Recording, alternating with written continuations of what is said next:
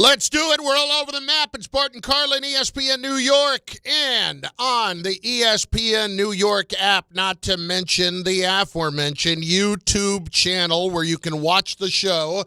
And I would advocate you doing that and leaving comments where we will get you involved. You can also get involved like anyone else at 800-919-3776. I got to turn down the volume as I'm watching the YouTube show at the same time as doing the show so I can see the comments. So let's do that. Let's get our act together and let's get going. We've got a few different things to get to. My compadre will be over here shortly. He is making his way over from doing Get Up this morning as he does each and every Friday with Greeny and the crew. All right. Couple of different things we're starting with today. Number one, just a little Thursday night football. Holy crap, you can have the Buffalo Bills. I mean, that was just a flat-out embarrassment that you go down to Houston, and I know how good their defense is, but to lose that game the way that they did, to get sacked 8 times, come on. Josh Allen, how many of those were his fault? At least 4 or 5. Dude, get rid of the football. And when he does get rid of the football, he's getting picked all over the place. Now, granted, that's just a really bad night for Josh Allen.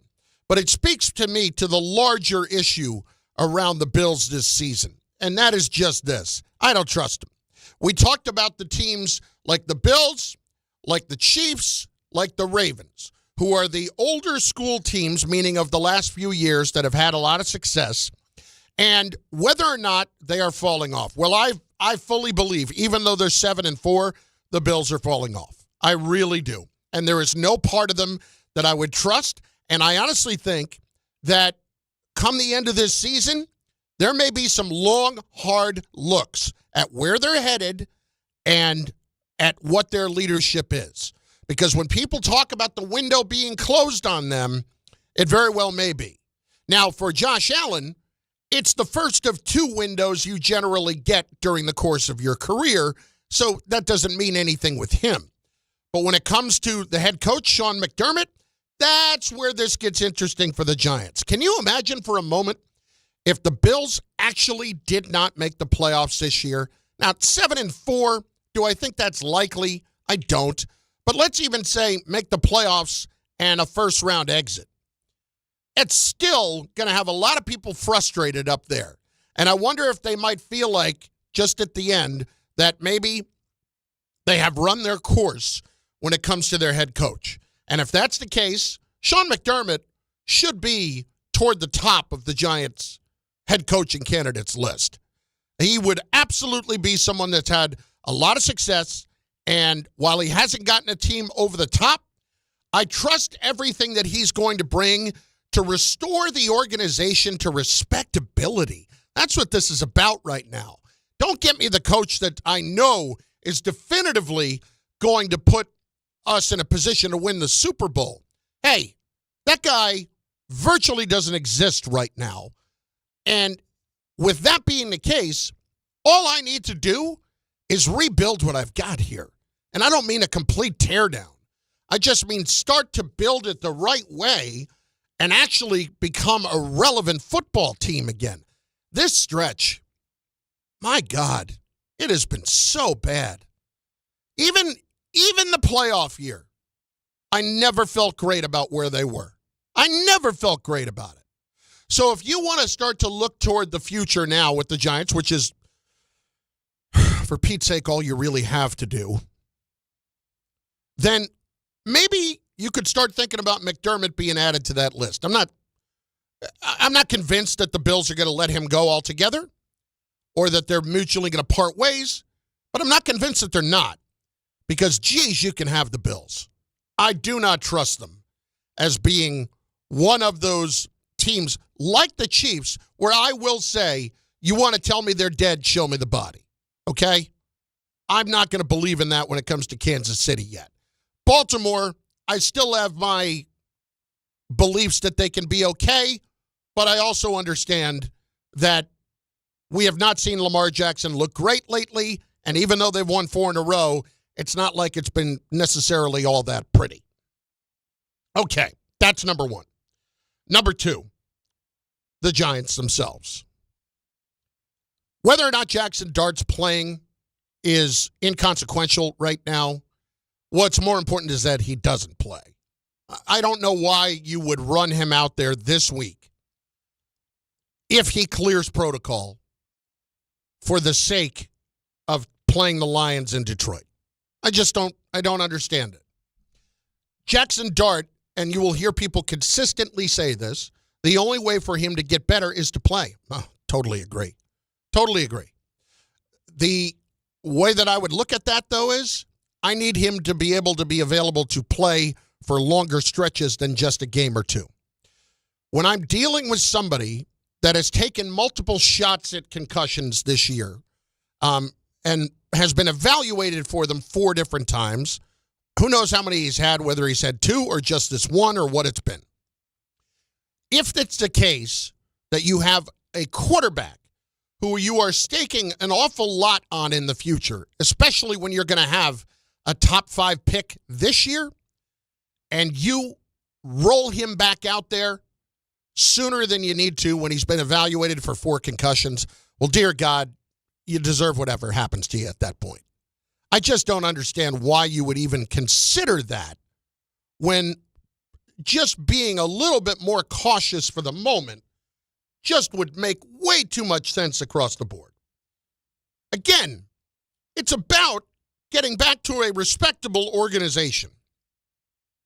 This has not been respectable for a while, even though it was a playoff team a few years ago. It's really not. Really hasn't been that respectable with the on-the-field product since they won the last Super Bowl in 2011. If you go and look at everything that's happened since, I don't know how you could believe otherwise. So, again, if you're Mike Kafka and you're trying to make your case, the first thing you do in making your case is show that you care about the organization first and foremost and the long-term health of the team and the long-term health of the quarterback. You also don't call any designed run plays. Jordan and I were arguing about this the other day. I would not call a designed run play for Jaxson Dart for the rest of this season. Why would I possibly do that? When you are a quarterback of his skill and you can make plays by using your legs instead of your arm, that can be awfully tempting. But the best way to protect yourself is to not be asked to do it intentionally. When you can go make plays with your legs by extending plays and giving a chance for somebody else to get open, or by taking off and running, you have a much better chance of being able to slide and protect yourself in general. So, with all of that being the case, I do not need to rush him back out there. Jameis was fine last week. Let him play again and just go from there and figure it out. But even if he's ready, why? Why? Just be smart. Just be cautious. There's no reason not to be. Then there's Abdul Carter. Let's go here, dude. Okay? You're annoyed with everything that's been going on around you. You were annoyed with the way the narrative came out that you slept through a meeting where you were getting treatment, or you slept through walkthrough where you were getting treatment. Whatever it was, you made the mistake. You owned the mistake, but you really didn't because you got annoyed that people were saying that you fell asleep. Well, it might be semantics. Bart talks about the fact that you could be getting treatment in the dark. You could be getting treatment and closing your eyes and letting somebody else just do their work on you, and it might look like you're asleep, but you're actually not. Whatever it is, that's how this came out, and you haven't looked good. Let's talk about issue number 1, a half a sack. You've had 2.5 or whatever it is wiped out by penalties this year, and I sympathize to that. But when I look at Abdul Carter and I look at what Brian Burns has done, the ability to take advantage of that, of his presence on the other side, is alarming. Same thing for Kayvon Thibodeau, by the way. Abdul Carter and Brian Burns both have the exact same pass rush win rate this season. and that is 17%. One of those guys has got 13 sacks. One of those guys has got a half a sack. One of those guys is certainly drawing more attention than the other. Look at the team that they played last week. Micah Parsons draws more attention than Rashawn Gary does. Understandably so. Micah Parsons going into the game last week had 6.5 sacks. I believe he had 1.5 or 2.5. He's got 8 or 8.5 now. He was double-teamed 20% of the time this year going into last week. Rashawn Gary, going into this past week, had 7.5 sacks. So he was actually leading the team playing opposite Micah Parsons. He had been double-teamed 3% of the time. What is Rashawn Gary doing? Taking advantage of the opportunity to play opposite somebody like Micah Parsons and going out there and eating. Abdul Carter, for a number 3 overall pick, for what I would think that most people felt like it was the safest pick in the draft, really went out there and was not capitalizing as much as he can. And when you have those same win rates, but you're not getting home, and then you have other minor off-the-field things come up, like sleeping through a walkthrough or missing a walkthrough, whatever happened, you don't get the benefit of the doubt. You don't get to be the guy that is going to hold up the Giants championship belt at Monday Night Raw and expect the crowd to go nuts. That's not how this goes. Welcome to the big city. How about some production? That would be a nice change of pace. Could we possibly see that? For me, it might be reasonable to ask for that. I don't think it's too nuts. Number 3, the Jets. We were kicking this around this morning. Is it really all that important to start to see some real progress this year? And by that, I mean winning games the rest of this season. I'm not talking about Sunday. I don't expect them to beat the Baltimore Ravens. And if we're going to be fair, I'm thrilled that Tyrod Taylor is starting, but we also understand that it's not like Tyrod Taylor is a world beater. We have seen him not exactly light the world on fire already once this year. The one thing I know is he's going to be more capable at throwing the football. Well, the Jets are 2-8, headed for 2-9.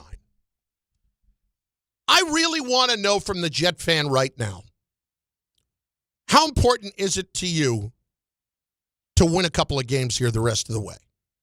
Because we're facing a draft that does not have the surefire guy at the very top like we saw a few years ago with Trevor Lawrence. Now, granted, it hasn't turned out that way, but you understand what I'm saying. The surefire guy that everybody agrees on, that at least for the short term you're going to feel good about. That guy, at the moment, does not seem to exist. You have got 5 first-round picks the next 2 years. You have got so many options at your hands. I would actually argue in other years where I've been mad that the Giants have won games that they didn't need to win because I felt like it hurt them in a position of getting the quarterback they wanted when they didn't need to do that. They didn't need to do that. Yes, the mentality is to win, but there are ways to put yourself in that position. I remember being absolutely thrilled when Henry Ruggs caught the bomb and Greg Williams sold out on the blitz, and the Jets ended up losing to the Raiders only to come back a week or two later and meaninglessly beat the Rams, upset the Rams in L.A., and what did it do? It took them out of the number 1 overall pick. Then it was Zach Wilson, and the rest is academic at that point. So having said all of that, it's not that important to me that the Jets fall apart. It's really not. It's not that important to me that the Jets have the number 1 pick right now because they have done the right thing in setting themselves up with these trades for the future. I don't want to tank the rest of the way. I think it's important enough for Aaron Glenn to actually win games the rest of this season. I would say I probably only feel this way when teams are down toward the bottom, maybe 25% of the time, especially when they don't have their franchise quarterback in place. When you do have your franchise quarterback in place, it's more likely that I'm going to believe that you need to win games as such. I look at this right now. I don't feel like there's a lock. I think most of us feels like there's not a lock at the top of the draft at the moment. Could end up being Fernando Mendoza. Who knows? What I know is, with all those picks, the Jets are going to have plenty of opportunities to get themselves into place to get the guy. Go win games. This season, or this week, beyond. After Baltimore, you've got Atlanta, Miami, at Jacksonville, at New Orleans. Before the last two games of the year are New England and at Buffalo. Is it too much to ask that the Jets would actually win 2 to 3 of those games? Is it too much to ask that they would beat Atlanta, that they would beat Miami, that they would beat New Orleans? Maybe have a chance against Jacksonville? Is that too much? I don't think it is. I would like to see the coach have something more to show for this season than just a top pick. I would like to see the coach be able to say at the end of the year, you know what, we started getting somewhere. And our guys are understanding what the expectations are, and we've got a decent foundation upon which to build. At 2-15, that's a tough sell, man. That's a very tough sell. Unless you're just so super locked in on Mendoza, that is a really tough sell. So I would ask the Jet fan, just how important is it to you to win the rest of this season? I would think it would be somewhat important to get a chance to win games and put yourself in a better spot, just mentally going into the offseason. Okay, last one, number 4. Before we get to the calls, and the lines are open right now, starting to fill up at 800-919-3776, 800-919-ESPN. Also, on the YouTube chat, by all means, go there, and we will get your comments in. It is over on the ESPN New York YouTube page. Little bit of baseball. Brian Cashman sleeping out last night, as he does every year, to raise money for Covenant House. And, by the way, does a terrific job with that. I know I get on Cashman a lot, but between the climbing down the the building in Stamford, whatever the hell that thing is, that rappelling from the building, which, you can have that, by the way. I'll write the check instead. I give him credit for doing all of these things. Now, there does seem to be a little disconnect between Hal and Brian. Just the tiniest of disconnects. And that is around that $300 million payroll number. We understand that Hal wants that number to be lower than 3 if it's possible in order to win games. Well, this is an adapt or die situation, as life often is. Adapt or die. Certainly, as it can be with your professional situations. Adapt or die. Look at what's been going on. The Dodgers have won 3 out of the last 6 World Series. We always hear year after year they could be adding even more. They could be in on Cody Bellinger this offseason. Dear God, when does it end? So, I went back to Spotrac because this is not about George. This is not about any of that. What it's about is where the priorities have shifted with the Yankees. In 2024, the Dodgers led baseball in revenue with $752 million. The Yankees were second with $728 million. So the Dodgers made $24 million more in revenue than the Yankees did in 2024. Fast forward to this year, and if you want to point to the fact that those were the two teams in the World Series, you can, but I don't think the difference between the Dodgers or the Yankees making the World Series and the Mets, who made the NLCS, is $300 million in revenue just because they got one round farther. That's not it. Fast forward to this year. The Yankees spent $362 million between payroll and payroll tax. $310 million in payroll, $52 million in tax. Okay? So, I'm going to get out a calculator because I'm not that bright, and I certainly have no interest in really doing any math of any sort. And I'm going to subtract $352 million from $728 million. And I come away left with $376 million at this little lemonade stand in the Bronx. Okay?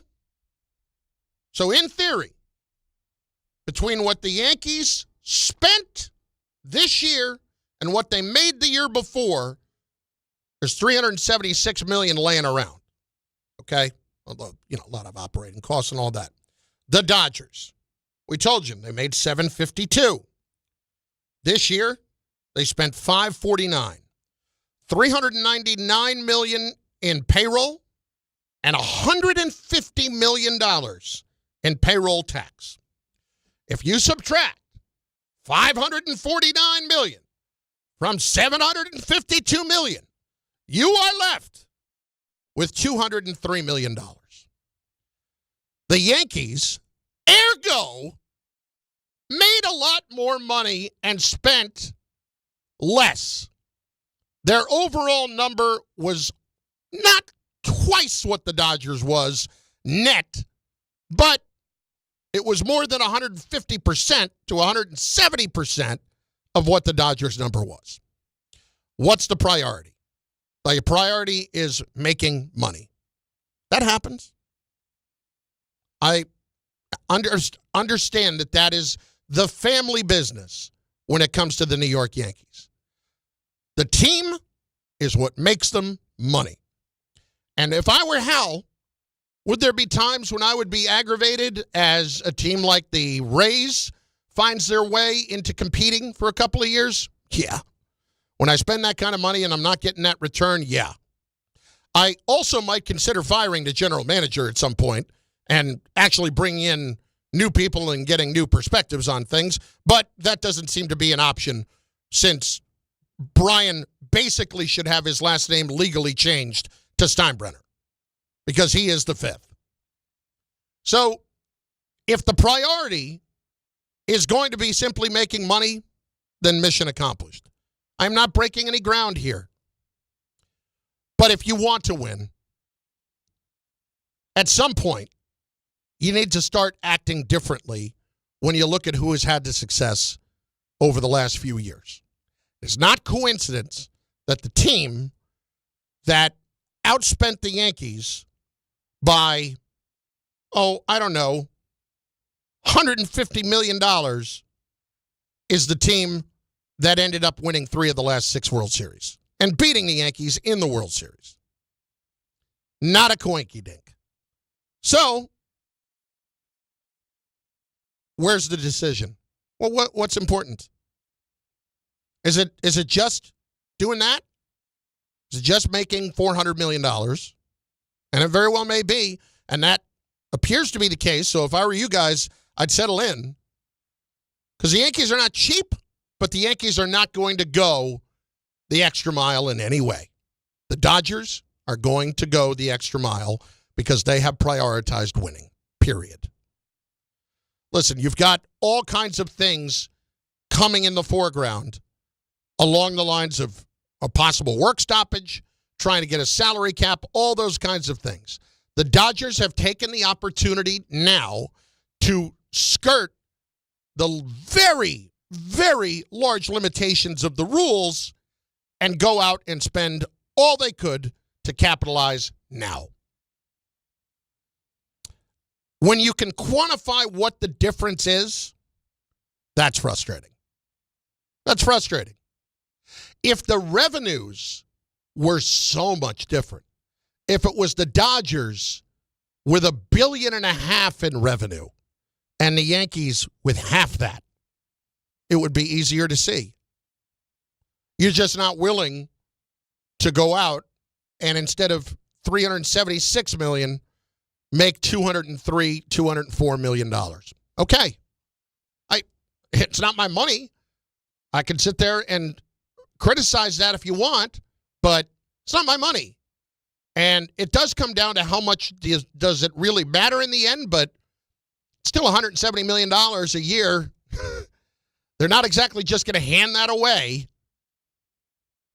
Here's what I'm telling you. Settle in. More of the same. Nothing's changing because nobody else in baseball is willing to do what the Dodgers are willing to do. And the Yankees and the Mets might be the only two teams that are actually capable of doing that. The Mets, just for context's sake, had a $400 million payroll this year. $328 in payroll tax, or in payroll, $71 million in tax. The Mets also, their total revenues for 2024 were only $444 million. So they only made $44 million in profit as a team after what they had with the payroll. So Steve Cohen prioritized things a little bit differently. You want to beat the Dodgers, you want to be the Yankees, you got to get back to being the Yankees. That's all there is to it. Again, not splitting the atom, and I understand that. Sometimes it just helps to hear actual numbers and what it all means. It's Bart and Carlin. We are just getting started at 800-919-3776. The lines are filling up. I will certainly take your comments on YouTube. Mr. Scott will be here momentarily. Mr. Canty will be here as well later on. There is so much on the way. Once again, I say this. Settle in.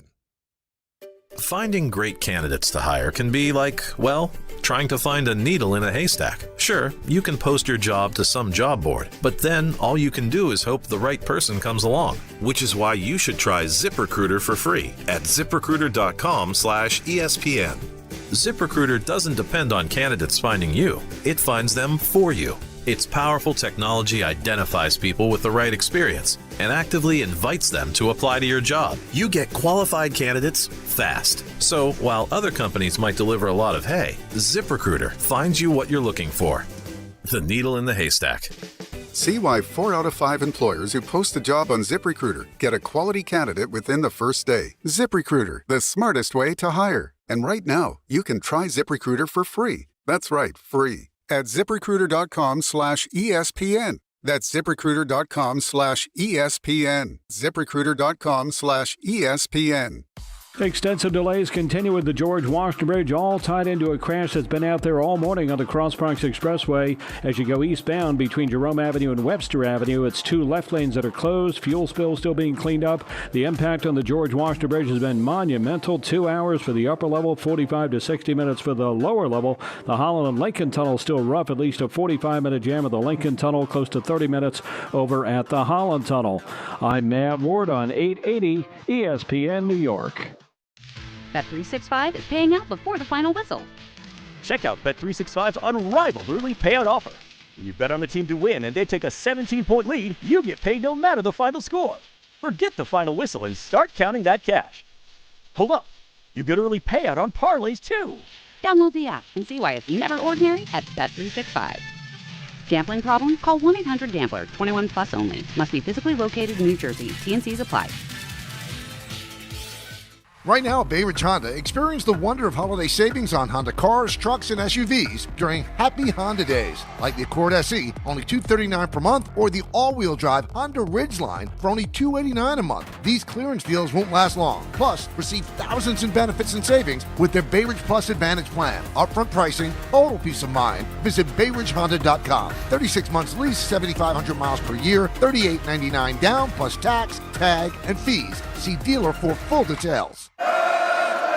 Serving contractors, builders, and homeowners in the tri-state area since 1987, Brooklyn Window & Door is New York City's largest stocking dealer of quality Andersen window and doors. The professionals at Brooklyn Window & Door will help solve any of your window replacement needs or applications. Visit Brooklyn Window & Door's award-winning showroom to see the complete Andersen product line, including the 400, 100, A&E series. Andersen, built, backed, and serviced like no other window. Visit Brooklyn Window & Door at 185 30th Street in Brooklyn or call 718-WINDOWS. Motley Crue, the return of the Carnival of Sins. Friday, July 31st, PNC Bank Arts Center. The Crew celebrates the 20th anniversary of Carnival of Sins. Motley Crue, with performances by Tesla and Extreme. Tickets on sale now at LiveNation.com. Motley Crue, part of the Cadillac Tri-State Concert Series. Every great team has its core players, but when the season gets tough, adding the right free agent can make all the difference. The same goes for business. At Robert Half, we found that 67% of companies surveyed plan to increase their use of contract talent to handle workload peaks and backlogged projects. With Robert Half's specialized recruiters experience, combined with our award-winning AI, you can quickly find the skilled candidates you want. At Robert Half, we know talent. Discover how we can help at roberthalf.com/talent. Progressive knows sports brings people together, but you gotta feel bad for people who don't even get it. Some people will never know what it's like to see their favorite team's hopes decided by a ping pong ball to draft the next superstar. Or not. I mean, sure, it's silly for your happiness to hinge on the success of a 20-year-old entry-level employee, but you just can't help yourself. The stress is exhilarating.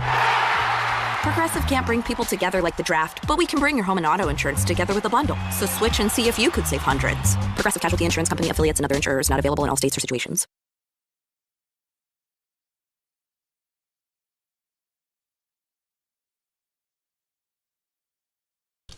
He's here. What do you got, a Hot Pocket? What are we starting today? Oh, a little ham and Swiss croissant for Bart Scott today. And let me stand up. Do me a favor, stand up for the camera. What is Bart eating? No, it's stand up for the cameras because today Bart has got on, is this a wool set? Is that what you would call it? 100% cashmere. 100% cashmere. Like sweatshirt and sweatpants that are just... I even got cashmere on my shoes. You're so relatable. I got to get in the camera. You do look good. You do, but I like that. I wasn't trying to look good. I was trying to look warm. Well, it's cold as that fish grease outside. Yeah, what is going on, man? Like it just... Here we go again. I don't want to complain about it, it's but like we're hitting that time when it's just going to be cold and gray. Yeah, and we're doing it. That's the worst. And we're doing it early too. The movie Groundhog Day. Yeah, you ever see that movie? Yes, one of my favorites. So I used to describe that's what Syracuse was like because there's a line in that movie when somebody asks him what the forecast is. Yeah, and he's in the middle of going through it, and he goes, "It's going to be cold. It's going to be gray." Yeah. And it's going to last for the rest of your life. That's what this really is going to start feeling like here shortly. Well, that means when I walk outside, somebody's going to try and sell me insurance. Ned Ryerson? Needle-nose Ned the head? How you been, Ned? Dated your sister in high school till you told me to stop? Can't believe my Red Wings lost, man. Really? Is that where we're starting today? I'm just saying, I can't believe they got their butt whooped by the Islanders. Come on. A superior team in the Islanders. Hey, stop it. Oh, that's what you hanging your hat on? What they still playing in UBS or they playing in the Hamptons? Where they playing at now? UBS. A better arena than Detroit. Oh no! Whoa! Wow! Whoa! They playing Detroit playing in the new stadium, right? Don't they play it in the same place as the Pistons? Yeah, Little Caesars, and What UBS is new too. Man, quit playing. Okay. They put y'all as far as they could. They damn near could have put y'all in Europe. That's how far east y'all are. I did 25 minutes on 5 different topics to just get us rolling and get us in 4 different directions. And Tom, not only, Bart goes into the Red Wings, and then Tom, instead of trying to help move us in the right direction, then just pours lighter fluid on it. Well, would you rather be in Detroit or on Long Island? I'm good right now. Detroit? Don't act like Long Island is New York now. Bart and Carlin, ESPN New York, and on the ESPN New York app. All right, I'll throw a few different things at you where I started. All right? Sure. Number 1, last night, you can have the Bills. I have no use for the Bills. And listen, Josh Allen had a bad night. They still could have won that game, though. And they still could have won the game, but they didn't. And he's got 8 sacks, and probably 5 of them were his fault. Yeah. Because you will not give up on a play, and I just don't get it. I thought you had grown up a little bit. Thought you was watching Justin Fields? He looked like it at times when he kept holding on to the ball. That was a very frustrating game for me because when we have spent time the last few days talking about the possibility of these teams like the Chiefs, the Ravens, and the Bills maybe being toward the end, I wasn't ready to throw dirt on them yet. I'll throw a handful on the Bills today. Not saying they're done, but I'm saying they're not doing anything significant right now. Well, they're heavily flawed. And listen, you talk about yesterday, no Curtis Samuel, no Kincaid.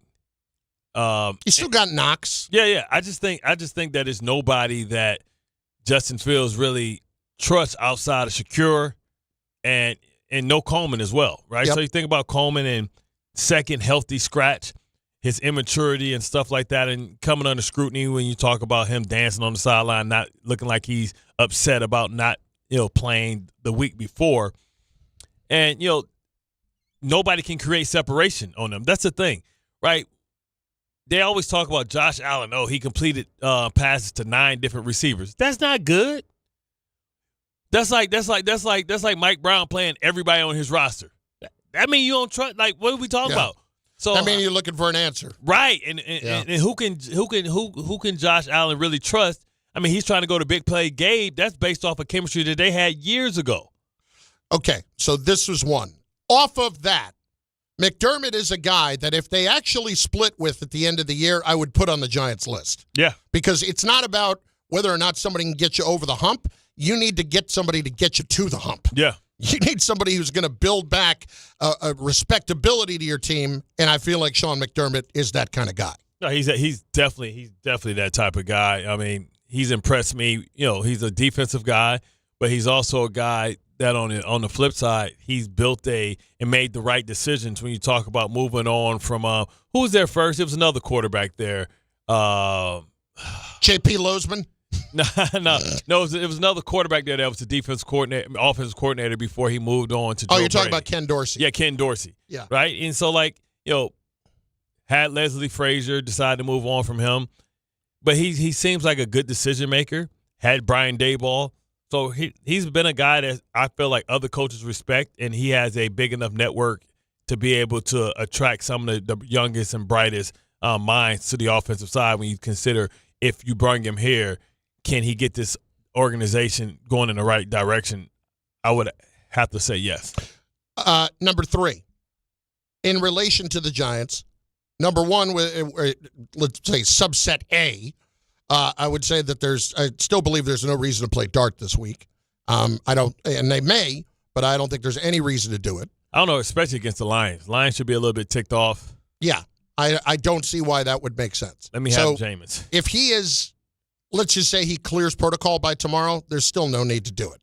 You make him number 3. Is the reports that he's practiced? Has he practiced? It's limited. He's practiced limited. He's still not out of the protocol. So I'm about to say, limited means that he hasn't had the opportunity. He's doing individual things. But to go full speed to see if your symptoms come back. Right. That's one of the measures you have to do. You have to go through a full practice. So you don't think he'll play? Nah, because today would be Fast Fridays. And, practices are like an hour and 20 minutes on Fridays. It's pretty much a dress rehearsal moving really fast. I don't know if he will have the time to be able to ramp himself up and play at full speed to be able to see if he's going to have, symptoms the next day. All right. Next one, Abdul Carter. After the week that you've had, this should be a get angry week This should be I start to take advantage of things week. A couple of different things I want to throw at you statistically. 17%. Same pass rush win rate as Brian Burns. Brian Burns has 13 sacks. Mm-hmm. He has a half a sack. He's had a couple wiped out, but he has a half a sack. Yeah, got to learn how to finish. Number 2, what we talked about in going into last week. You had Micah Parsons with 6.5 sacks. Rashawn Gary was 7.5. Micah Parsons had been double-teamed 20% of the time. Rashawn Gary was 3% of the time. Yeah. In other words, Rashawn Gary was taking advantage of opportunities. Yep. This is what we need to see from Carter. See, I don't know if Carter's going to say, well, some of those I'm not even on the field. It's Thibodeau. Oh, he will. I included Thibodeau in that too. Yeah. I included Thibodeau in that too. But when you're winning at the same rate, you may not be on the field for the same amount of snaps. Yeah. But when you're winning at the same rate, I don't expect him to have 13 sacks. Yeah. Could he have 5 sacks? Yeah, he has to learn how to finish too. Yep. And learn how to make sure that he finished the task. I mean, the crazy part is last night was a great example. You saw Will Anderson getting busy, and then they opened it up for Danielle Hunter. Danielle Hunter ended up with 2 sacks and ended up with 1. The problem is, in my opinion, too, for his side, is maybe Dexter Lawrence isn't doing his job to a good enough effect to be able to make sure that guys can't step up. Is he because he was in the backfield a decent amount last week? Yeah, is he just not doing it enough? But again, I would also point this out too. Remember what Carl Banks said a few weeks ago about nobody fears you, and about a backup 9-year center and all that? Yeah. Guess who was playing a backup center last week? The Packers. Packers were playing a backup center. Elton Jenkins was hurt. Wow. So he had some success, and he was doing some things, but you know what I mean? And that, to me, that goes all to the defensive coordinator, too. What are we doing?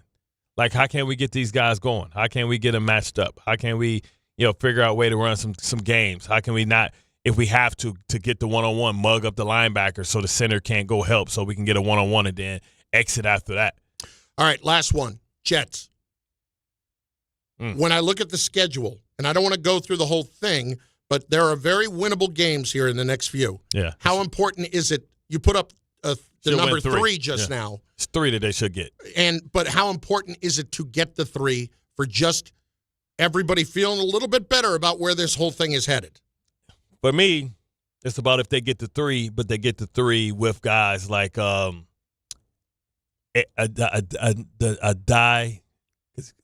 told me how to say it. I guess they said he doesn't like being called A.D. Mitchell. Adonai. Yeah, Mitchell. so it's like Adonai. Yeah. So Adonai. Adonai Mitchell. Yeah. So Adonai Mitchell, if they're winning and he's showing progress, and then eventually I get Garrett Wilson with him, and I can see what that looks like. And Mechie. Yeah, and Mechie, and put Garrett in the slide, put Garrett at the X, put Garrett as a Z, and see how those combinations work. And you win, then I'm good. But if you just win and then we don't get the performance that we want from the offensive side, then I'm be upset because I'm like, we getting better draft picks and we're getting farther and farther. It's going to take more. Some people had the Jets giving up their first 2 first-round draft picks this year to move up to number 1 in front of Tennessee to get like the number 1 pick to take Mendoza. I don't know that you need to do that. Meaning somebody's going to come up. No, I understand. The best part about this is you can go win games because you have options. Mm-hmm. That's the best part about the situation right now. I'm excited that you're here. You look good. That's what's most important. However you feel you're warming up. I'm still cold, yeah. You want me to give you a hug? No, you know what? They had the Gary Apple. Yeah, I'll take a hug. They had the Gary Apple, temperature in there. Yeah, here's the thing. For those, these studios, because of all the lights, it can get up there very hot. So a lot of people on the air in these television studios like the temperature dropped quite a bit so they're not sweating.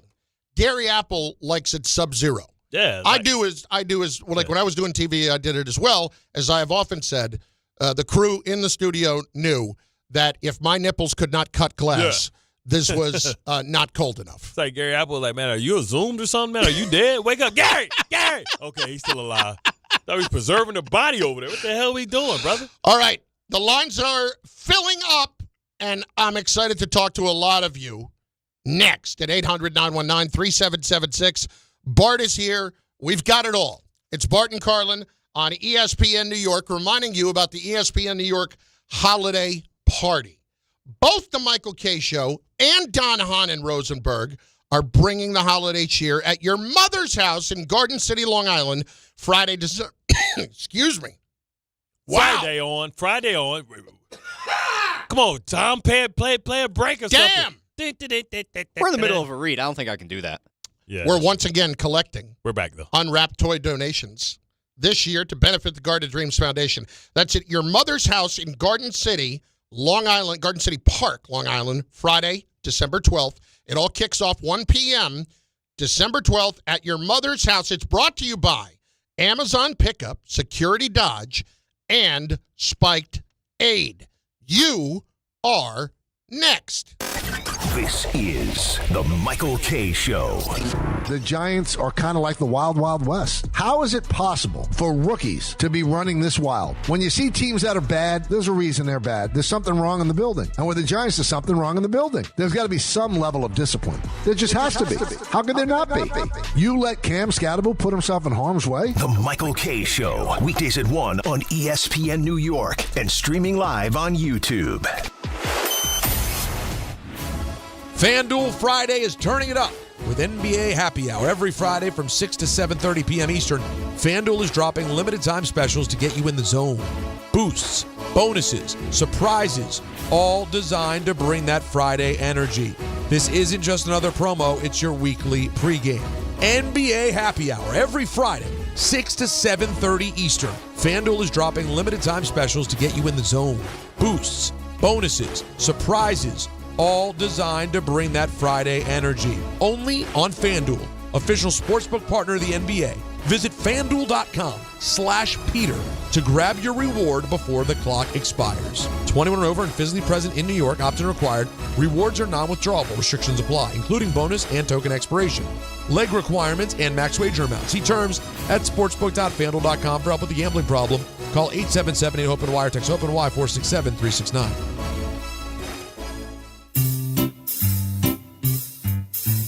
1-877 Cards for Kids. KARS Cards for Kids. 1-877 Cards for Kids. Donate your card today. 1-877 Cars for Kids. KARS Cars for Kids. 1-877 Cars for Kids. Donate your car today. Ready to get rid of that old car? Donate it to Cars for Kids. Call 1-877-CARS-FOR-KIDS to reach a friendly live agent. Donation's super easy, and your car can be picked up as soon as tomorrow. Call us now, 1-877-CARS-FOR-KIDS. That's Cars with a K to donate your car today. 1-877 Cars for Kids. Donate your car today. Did you know you can donate real estate too? Go to carsforkids.org. That's carsforkids.org. Michelle's Moment here for Gainbridge and their Give Back program, Gainbridge Assist, powered by Parity. Gainbridge and Gainbridge Assist, powered by Parity's goal is to empower girls and women through sports and education, providing 32 organizations in 21 states $222 of grant funding during 2025. These grants aim to level the playing field and expand access to sports and education for girls and women across the country. Here's to a future with no limits for women's sports with Gainbridge and Gainbridge Assist, powered by Parity. Feeling stuck on your own 10-yard line in the career game? Maybe it's time to just go for IT. My Computer Career has the game plan to score a rewarding new IT career in months. Whether you're a rookie, a breakout career changer, or a military veteran ready to serve. Why spend years chasing a college degree when you can fast-track your future in IT starting now? Take your mark, get set, go for IT. Take the free career evaluation at mycomputercareer.edu today. Financial aid is available to those who qualify, including VA benefits. ESPN New York is throwing a holiday party you don't want to miss. Join us Friday, December 12th at your mother's house in Garden City Park. We'll be broadcasting the Michael Kay Show live from 1 to 3, followed by Don, Hahn, and Rosenberg from 3 to 7, all while supporting a great cause. Bring a toy to benefit the Garden of Dreams Foundation and help make the season brighter for local kids in need. It's the ESPN New York Holiday Party, Friday, December 12th, brought to you by Spiked Aid, Security Dodge, Amazon Pickup, and ESPN New York.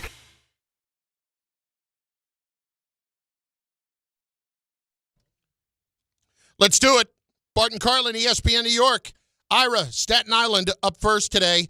Ira, how important is it for you? Because you've been downtrodden all season long. I just want to know, how important is it to get some of these wins down the stretch of the season? Well, the way I feel about it right now, I'm showing little glimpses of Glenn in a positive way. I still don't believe he's going to make it as a head coach of the Jets. But to me, it's more important, like you described to your audience. I'd rather see them win some games down the stretch here. And to Bart's point, with some of the younger players, see if they're going to bring them back next year. I think that's more important because of the deals they made with the trades. And listen, if they're in love with Mendoza and any other quarterback that they want, they have the ammunition to move up and get them.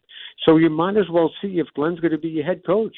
So let's see if you can win a couple of games, and they should win 2 or 3 of the remaining games.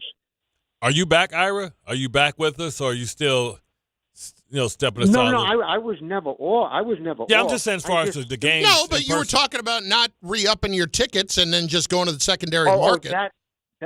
That I'm still on the fence. I don't know if my heart's going to allow it. My mind and financially says I should, but I don't know if my heart's going to allow me to do it. Understood. And I don't blame you for that. I really don't. It would be a difficult, even though you'd still be going to the games and all that, there's something to be said about we're sitting in the same seats and we have been forever, and this is what I do. Yeah. This is what I do. Ira, for Pete's sake, travels a lot. Yeah, travels on the the road. road. Yeah, that's commitment. Listen, I think it's really important that you're feeling better going into the offseason. If you're just seeing, and again, I'm not talking about who the quarterback is or any of that. The rest of it has to feel like we're still not the worst. Yeah. I mean, if they rattle off 3 and they win 5, you're going to feel fine. Like, you're going to be confident that, okay, at worst, growth would be 9 next year or 8, and we win some of these close games that we lost. Mm-hmm. And you're going to be optimistic, and you say, hey, we're going to be able to improve this team in 2 years. We just got to figure out next year. You just got to figure out next year a little bit, and hopefully, the Jets do the right thing. And what I really love is I love that offensive line, man. I'm curious to see how they're going to supplement it. John Simpson is, a free agent. AVT is what I'm curious about, too. Yes. Because even when you look at the free agency early rankings, they have him number 6 behind well, the ability is not questioned. Right. It's the availability that's questioned. That's it. And I get that. But that's a lot of money to try to throw into somebody that you're not sure they're going to be out there. I know the Steelers used to love that. They wanted him bad coming out. Yeah. And listen, I just would hate to let something go. I would hate to let something go and he stays healthy and somebody get the benefit from him. I know. I feel like you didn't get your money's worth. So you feel like let's try at least get one year when we get our money's worth. Because I need to get Tippmann back to center. How about David and Elizabeth? He's next. All right, how important is it for you now to see some wins down this stretch? It's very important because we're going to evaluate the rest of our staff and evaluate what we have as a team as a whole. I think, honestly, with the rest of these games, they should be able to evaluate if they're going to keep Wilkes, which I think they should move on from. Last but not least, evaluate the rest of the talent, who they're going to keep. Not for nothing, if they're going to, at any chance, be like, oh, should we keep Brees? I think that's just foolish. And that's, franchise malpractice. But, that's definitely something that they should definitely look into. And I just want to say this. Like you were just saying, Chef, we need to be competitive. We need to see if Glenn could really coach and get the guys to all buy in. And, as far as quarterback, we all know it's a dog poop show, and we'll try to figure that out when we cross that path. But, Again, I think Bart makes the best point about the quarterback thing right now, and that is just simply that I want to be able to properly evaluate what I have at receiver with the 2 guys in Mitchell and in Mechie over the last part of the year. Yeah. The thing about Mitchell is that I just don't have the best feeling about is the kind of mistakes he's made in the past and what we saw a little bit of last week. Yeah, he was a little young. You're talking about him dropping the ball. Dropping the ball, but also just he's entirely too physically gifted to not be more than he is. Yeah, but he was in a place where he wasn't getting. Pierce he's actually leads them in receptions and yards per game. Then you have Pittman, Pittman's very good. Very good. Then you got Josh Downs, who's okay. He's a different type of receiver. So he's got you put in a slot. And then when Ty Warren comes, it's like, man, when I'm going to get my opportunities to be he's probably never gotten 40 snaps consecutively. Yeah. And that's half the game. You would think with his size, he would be perfect to help in the run game too. But, Pierce is like 6'3". So they basically drafted the same guy. Pierce is a big vertical threat, and I-9 Mitchell is the same thing. So I think when you look at that, they took the most talented player, but they already had something like him that was a little bit more refined, a little bit more polished. You know what we have coming in roughly 15 minutes? The frenzy of football. Oh. The frenzy of football! Not to be confused with the football frenzy. That's what they have in the morning. What we have is the frenzy of football, where you call up, you get to your point on anything related to any team anywhere in the NFL, even college if you wanted to, and we get you in and out, we get you going. Except with us, we're courteous to you. Yeah. It's the frenzy of football at 800-919-3776. We're delightful. I would begin to fill up those lines. I personally think the same thing. I don't see how we could not be thought of as delightful. We're super pleasant. Tom has been a lot more alert. They must have broke up. Yeah, you got to focus on your work when things aren't going right personally. Yeah. I tell you this, Tom. A man has never lost a woman chasing after money. A man has lost a lot of money chasing after women. So be paid, my friend. Be paid. I got to think about that for a second. Bart and Carlin, ESPN New York. This is an ad by BetterHelp. Shorter days don't have to be so dismal. It's time to reach out and check in with those you care about, and to remind ourselves that we're not alone. As seasons change and days grow darker sooner, it can be a tough time for many. This November, BetterHelp's encouraging everyone to reach out, check in on friends, reconnect with loved ones, and remind the people in your life that you're there. BetterHelp does the initial matching work for you so you can focus on your therapy goals. Short questionnaire helps you identify your needs and preferences, and our 12-plus years of experience and industry-leading match fulfillment rate means we typically get it right the first time. If you aren't happy with your match, switch to a different therapist at any time from our tailored recommendations. This month, don't wait to reach out. Whether you're checking in on a friend or reaching out to a therapist yourself, BetterHelp makes it easier to take that first step. Our listeners get 10% off their first month. Just call pound 250 and say the keyword timeout. That's keyword timeout after calling pound 250. At the 5-yard line, handoff Breece Hall, finds a crease, runs left, he's into the end zone for a Jet touchdown. Jets fans, clear the runway and be at MetLife Stadium for Week 13 as your New York Jets take on the Atlanta Falcons. Sunday, November 30th at 1 p.m., presented by New Jersey Lottery. Join us as we celebrate First Responders Day. Don't miss your chance to be at the game. Lock in your seats now at nyjets.com/tickets. Once again, that's nyjets.com/tickets. There are small risks in life, like giving a kid a football to play with in the house. Whoa, watch out for the... Okay. And then there are big gambles, like giving a kid a lottery ticket. Never gift a lottery ticket to a person under 18. Learn more about how to gift responsibly during the holidays at playresponsiblyny.com. Please gift responsibly. Must be 18 plus. Gambling problem? Call 1-877-8-HOPE-NY or text HOPE-NY. This is Don, Hahn, and Rosenberg. I want them to move forward from what happened. And they want to believe that Dable was the problem and that they eradicated the problem and now everything's going to be good. Now, we all know that Shane Bowen's going to be out of a job at the end of the year. Listen, they don't have enough talent to win a Super Bowl, but they certainly have more talent than should be 2-9. And it just looked different. It looked better. Don, Hahn, and Rosenberg. Weekdays at 3 on ESPN New York and streaming live on YouTube. Hey, Doc, nice office. Quick question. If you had to choose, would you give yourself a root canal or run payroll? Run payroll, no question. Seriously? Have you run payroll before? Paying my team with Gusto couldn't be easier. Gusto gives me unlimited payroll runs, next-day direct deposits, and automatically files my taxes. Saves me time. Wow, that's nice. Over here, Doc. Can I run payroll too? Choose payroll without the pain. Visit gusto.com/radio to sign up for free. Clinton Yates here. The holidays are upon us, and so are the savings at Total Wine & More. Discover thousands of wines, spirits, and beers, like my favorite, IPAs, perfect for every celebration and every budget. From bold reds to sparklers, you'll find the perfect wines to raise a glass this season. With the lowest prices for over 30 years, you'll always find what you love and love what you find only at Total Wine & More. Curbside pickup and delivery available in most areas. See TotalWine.com for details. Spirits not sold in Virginia and North Carolina. Drink responsibly. Be 21. 880 ESPN, WHSQ, and WCBS-FM HD2, New York. A Good Karma Brands radio station.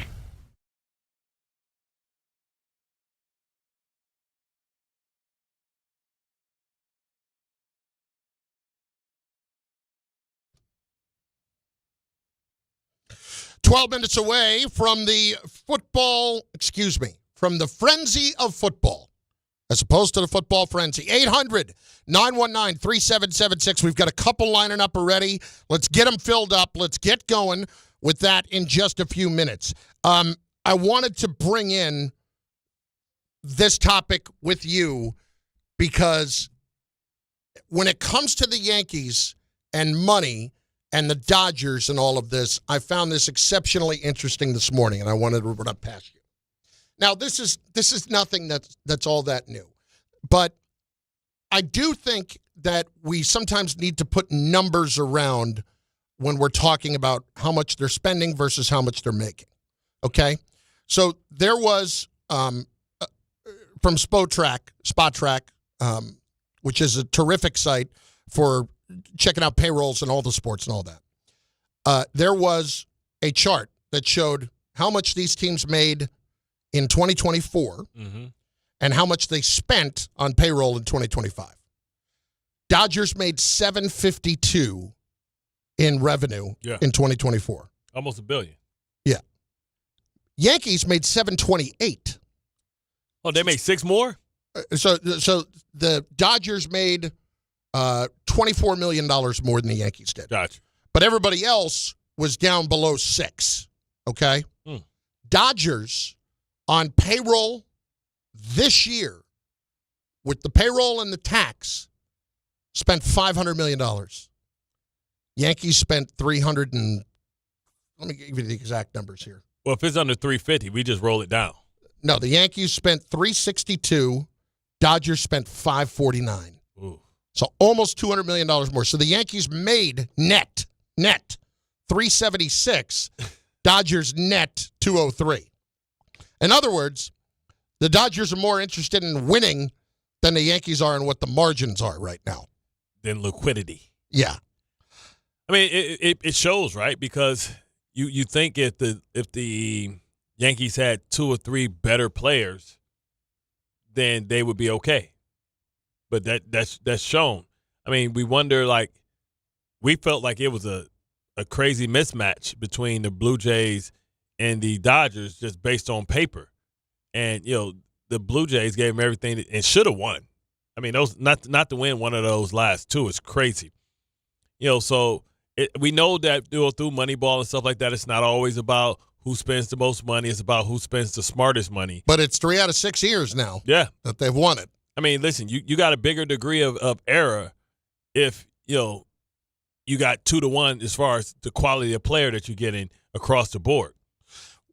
What is this Brian Cashman sound here, Tom, that says mispronounces meme? What did he – meme? What did he do?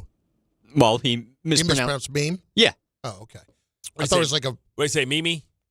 Well, how about you play it and we'll find out. All right. Well, maybe we – lose our attitude there. See what happens? I wasn't trying to be That's what happens when you're not getting lucky.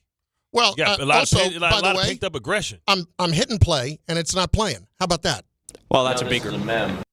A mem. No, this is a mem. He's the images of him sleeping on the sidewalk. He raises money every year for Covenant House. Oh, so he okay. So he sleeps outside. That's one of my things. Covenant House. Yep. Yeah. The Briggershaw got me into that. Childhood homelessness is a lot higher than people know, especially kids that graduate out of foster care. Yeah. Well, he has been doing that for a long time, and always, the reporters always show up to talk to him about all that other stuff to help promote this for him. So he sleeps on the street in a tent that has heat, air conditioning. No.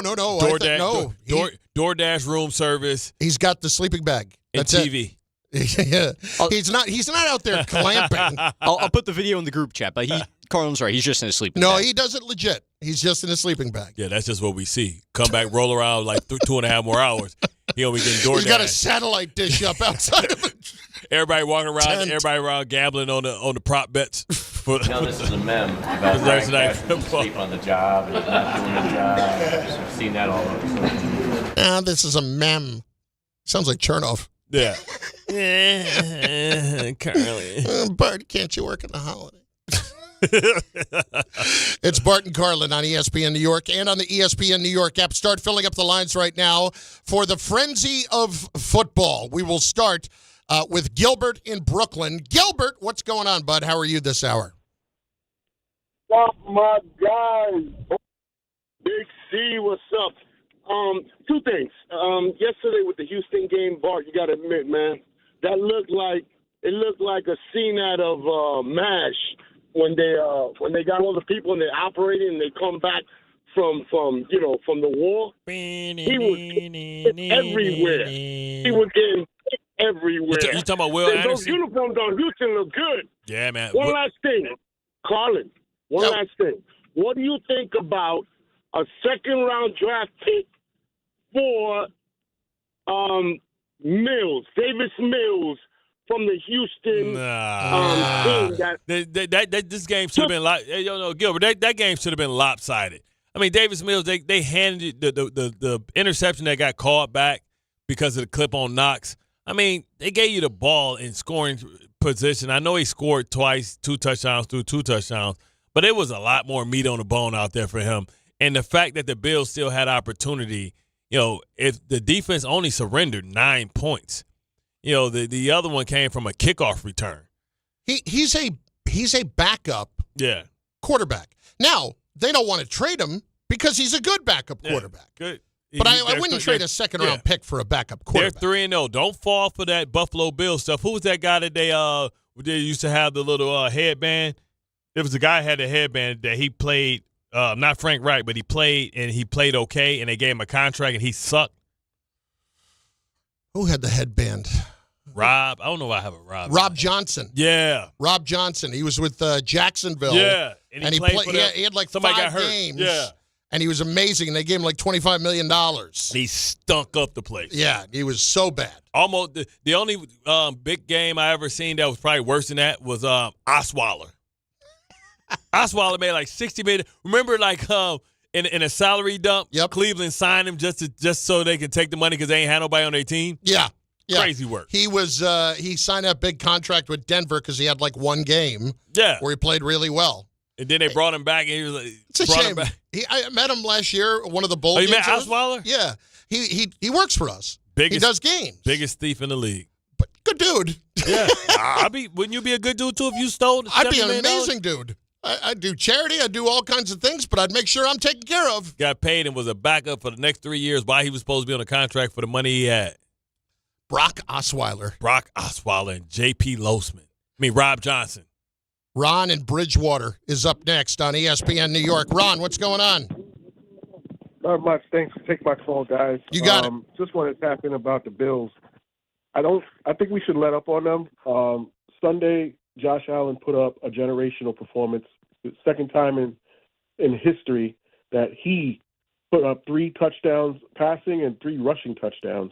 And then he got to travel across country to go play probably a top 3 defense. Easy. It's a 3.5-hour flight from Buffalo to Houston. It's not cross country. You know what's crazy too? What's this, Ron? You know what's crazy is that's the first time he traveled outside of Eastern time zone.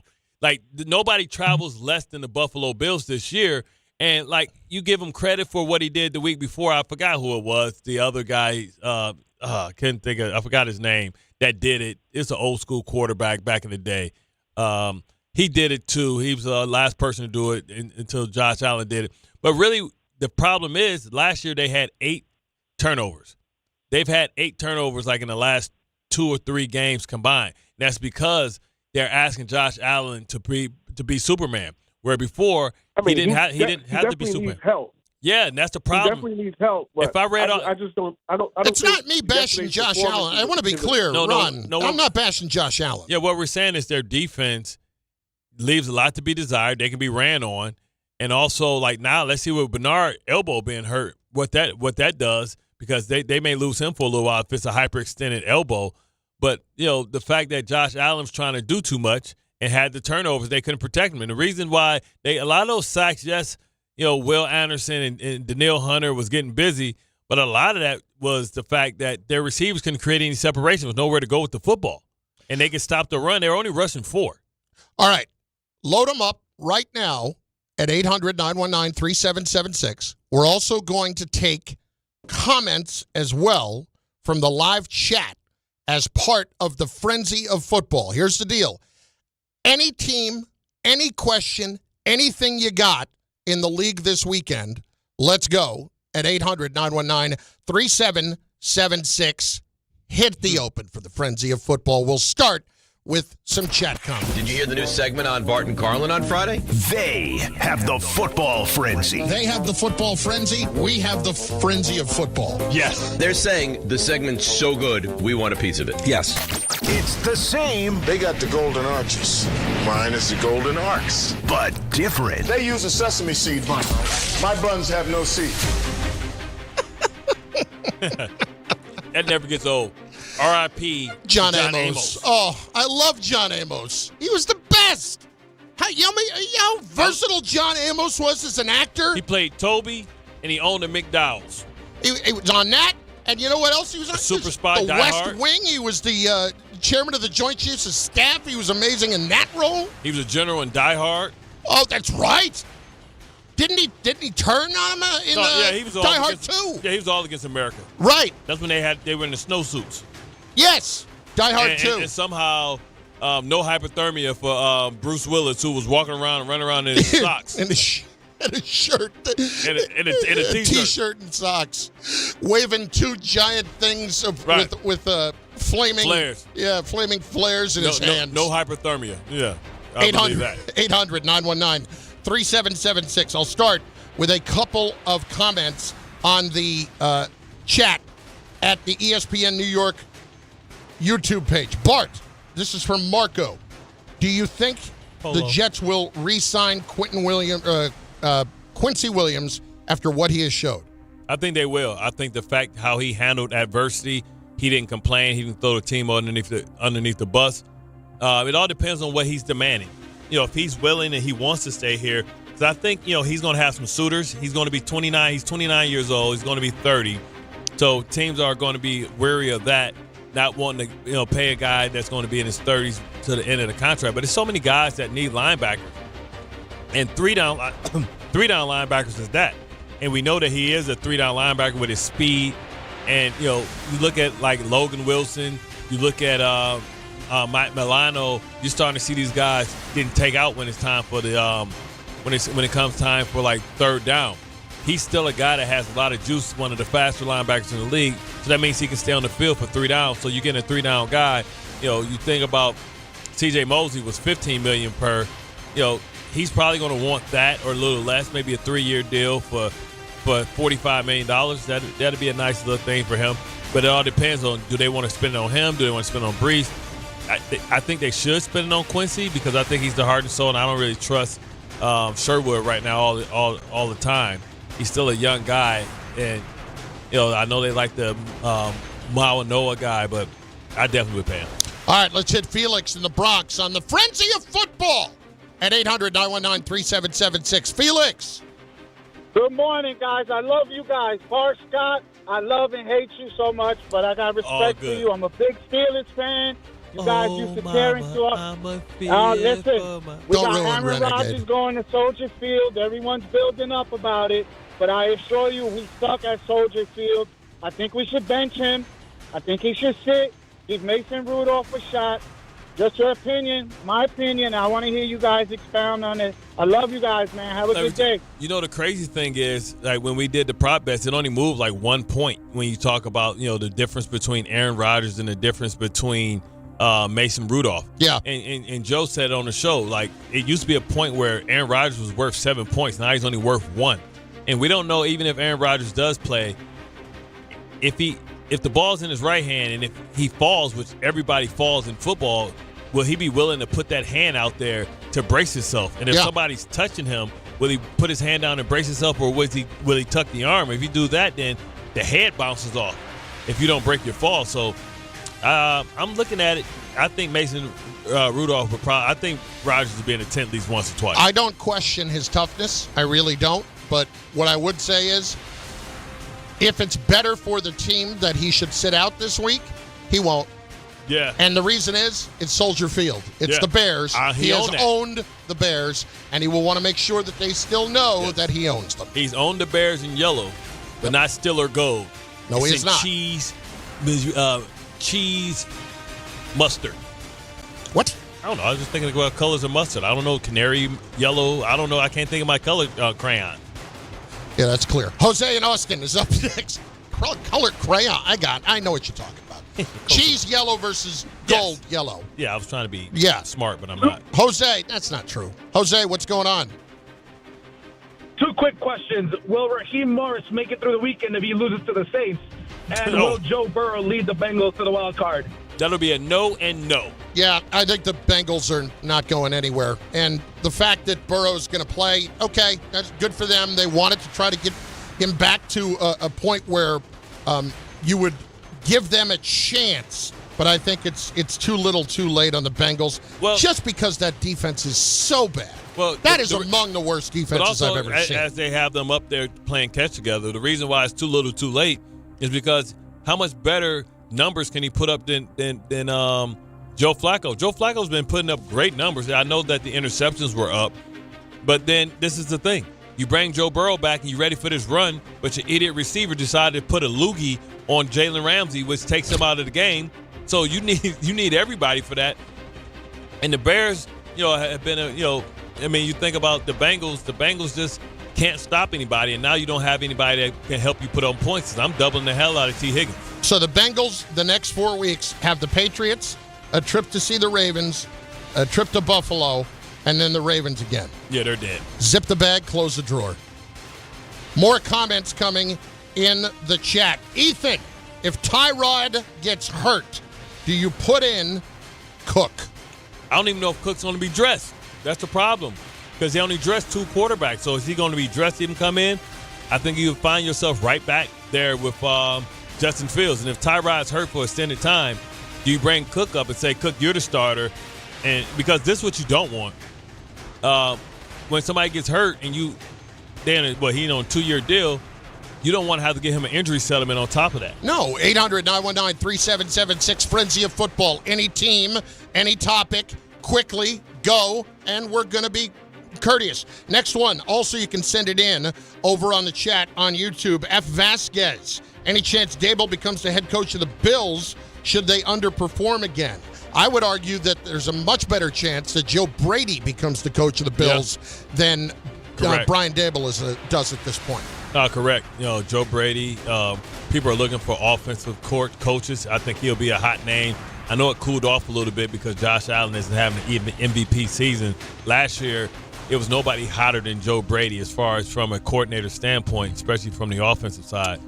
But I don't know if I can see McDermott, losing his job. You know what hasn't been talked about? And I think LSU is putting all their eggs in the Lane Kiffin basket. Lane is going to have to make a decision here in the next week or so. There's a possibility he doesn't coach the Egg Bowl, the last bowl game, or the last game of the year against Mississippi State. But if Lane goes to Florida, don't rule out Joe Brady at LSU. What's his ties with LSU? He was the OC there years ago. I believe it was the OC under Orgeron when they won. With Burrow, I believe. But he definitely has ties there. He has been there before. It's crazy. And was the OC there. They'll have their pick between defensive coordinator alumni, because Calvin Shepard is the guy that's alumni there, played there, and now he's the defensive coordinator for the Detroit Lions. Gary in Connecticut is next on the Frenzy of Football. Oh, man, we frenzy. We so crazy. Go. What do the Cowboys need to get back to their 90s glory days? They need to get a new general manager. And that's not going to happen. I don't know. He did a good job in the acquiring picks and still having 2 first-round draft picks for next year's draft. I mean, but he's got to give up the higher of the 2 to the Jets. Yeah, but you see what he did with Quinny. But it's not. What do they need? They need maybe a corner. They might have to replace Pickens, who probably has made himself a lot of money. I mean, he's almost at 1,000 yards. He's averaging. He's probably been the better receiver out of him and CeeDee Lamb. But do they want to spend that type of money for him? I think what they need is exactly what they're doing. Their defense is getting better. I think you move on from Diggs next year. Bland, you paid. I think you find a way to get another corner or another safety, and I think this team and this defense will be, I think it'll be very good. We'll see this week, because we assume that it's because they were playing the Raiders. We'll see if they really, really have made the necessary adjustments with the new personnel they have. Black Metronome on the chat. On the ESPN New York YouTube page, Jets currently picking 5th. If that holds, should they trade up for Mendoza or stay at 5 and pick the best player available? I can't tell you that I've seen Mendoza enough yet to tell you whether or not he should be the first overall pick. Because this is a guy that was not on the radar as a top pick at the beginning of the season. I sit at 5, and as long as the Dillon kid is there, I hold off, because you may lose Mendoza, but then the Dillon's right there at 5, because the teams that's going to trade with them don't need quarterbacks. When you think about the Tennessee Titans, you think about, Cleveland's going to need it, but if they take Mendoza, if they're the team that move up, then I would stay for Dillon and maybe let him sit for a little while. Frenzy of Football. It's Ronnie in Connecticut next on the Frenzy of Football. Ronnie, what's up? Yeah, I got a problem with Bart. What's up, Bart? What I do, son? Man, I just came home, man. You know what I'm saying? And I remember before I went in, man, you ain't make that tackle. You cost me like 5 G's, man. I cost you 5 stacks? Which one was that? Was that on Mendenhall? Man, listen, man, that was Victor Cruz, baby. I went in the next day. Whoa, that wasn't me, brother. That was Antonio Cromartie. That was you, man. I'm coming to see you, man. I need my 5 G's, bro. I got on some real gangster joint, man. You know what I'm saying? Because we found that could have been on my books, bro. Nah, this is Incarcerated Bob. What's up there, Carlin? Oh, what up? Incarcerated Bob? I can put it on your commissary. Where you been? What's going on, bud? I'm just messing with y'all. Look at Incarcerated Bob. It's been too long. I'm about to say you better send that Zell to Cromartie. Yo, you're right. I forgot. That was Cromartie. With his non-tackling ass. Yeah. But anyway... Yo, what's good? What we looking at this week, man? We like the Jets plus 13.5 or what? Yeah, listen, I think the Ravens win, but 13.5, that's disrespectful. I think this defense is playing a lot better. And the Baltimore Ravens really can't rush the passer, so they're going to have to use Kyle Hamilton in some way to try and confuse. But if this was Justin Fields, then you can play that way. I don't think you can confuse Tyrod Taylor. I mean, he's seen it all, and he's been a member of that team, so he knows how that defensive system works. That's not that he was with these guys, but he knows how to face pressure. I'll tell you what, Incarcerated Bob, that just made my day. I haven't heard from Incarcerated Bob in years, other than on Twitter, and he's a great follow on Twitter. Welcome back. Love him. This one, here we go. John Robinson in the chat. Which team is more likely to move on from its quarterback? Jaguars, Bengals, Ravens, Cardinals. Ravens are not moving on from Lamar Jackson. And I don't think the Bengals are. Man, Trevor Lawrence, I think, solidified something with the ass kicking of the Chargers. It's probably going to be Kyler Murray, right? Yeah, well, yeah, definitely. That's the fourth one. Definitely Kyler Murray, probably. They don't like him, and they're going Jacoby Brissett, and he's a healthy scratch, so that's interesting. So I think the fact that Bryce Young is playing meaningful football I think that's an underrated or underreported story. Oh, we frenzied there. That was quite a frenzy. Because who do you take? Would you take Williams or would you take – who was the guy that came out with him? Who are we talking about? Bryce Young. who came out with him. Bryce Young says C.J. Stroud. C.J. Stroud. Like, at this point right now, who's playing better, C.J. Stroud or Bryce Young? Well, Stroud's obviously hurt. Yeah, but before that, Stroud had not played great since the rookie year. And all of a sudden, like Bryce Young he's figuring it out a little bit. Yeah, man. They're 6-4. Yeah. And that's nuts. I think I saw an amazing picture the other day, which is the meme of John Daly and Tiger Woods standing on the green, and Daly's got a cigarette in his mouth, and it said on him, Carolina 6-5, Tiger Woods is Kansas City 5-5. Oh, what do you got from Samuel, brother? Oh, man, Hook me up. I tell you, I need Samuel because it's a little cold. I'm a little stiff right now. But, you guys know this fall, don't sit on the sidelines because of pain. If you're tired of waking up stiff, fighting neck pain, back pain, joint pain, and missing out on all the things you love, it's time to take action. Call Dr. J. Shaw at Sandwell Pain, Jersey's top pain specialist. Dr. Shaw is an Ivy League trained, double board certified, and laser focused on one thing, getting you back in the game. Living pain-free, no surgery, no cuts, no downtime, just precise image-guided treatments that deliver real results. Whether it's sciatica, nerve pain, migraines, or chronic joint pain, Dr. Shaw will design a personalized, non-surgical game plan just for you. Without any pain medication, same-day or next-day appointments are available with offices in Woodbridge, Livingston, and Inglewood. Most major insurances are accepted. So what are you waiting for? Don't let pain keep you out of the action this season. Visit SandwellPain.com to text, call, or book online. You wish you met Dr. J. Shaw a lot sooner? Relief starts today, and victory is closer than you think. It is Bart and Carlin on ESPN New York, on the ESPN New York app, and on YouTube. In moments, we've got some audio files, including whether or not Burrow is going to start this week. We get an answer to that. And from Josh Allen on a disastrous night. FanDuel Friday is turning it up with NBA Happy Hour every Friday from 6 to 7:30 p.m. FanDuel is dropping limited time specials to get you in the zone. That includes boosts, bonuses, and some surprises, all designed to bring that Friday energy. This isn't just another promo, it's your weekly pregame. So when you're wrapping up the work week, what better way to bring on the weekend than with the NBA Happy Hour? Every Friday, 6 to 7:30 p.m., only on FanDuel, official sportsbook partner of the NBA. FanDuel is dropping limited time specials to get you in the zone. That includes boosts, bonuses, and some surprises, all designed to bring that Friday energy. Visit FanDuel.com/Rick to grab your reward before the clock expires. Must be 21 and older and physically present in New York. Opt-in required. Rewards are non-withdrawable. Restrictions do apply, including bonus and token expiration, leg requirements, and max wager amount. See terms at sportsbook.fanduel.com. For help with a gambling problem, call 1-877-8-HOPE-NY or text HOPE-NY at 467369.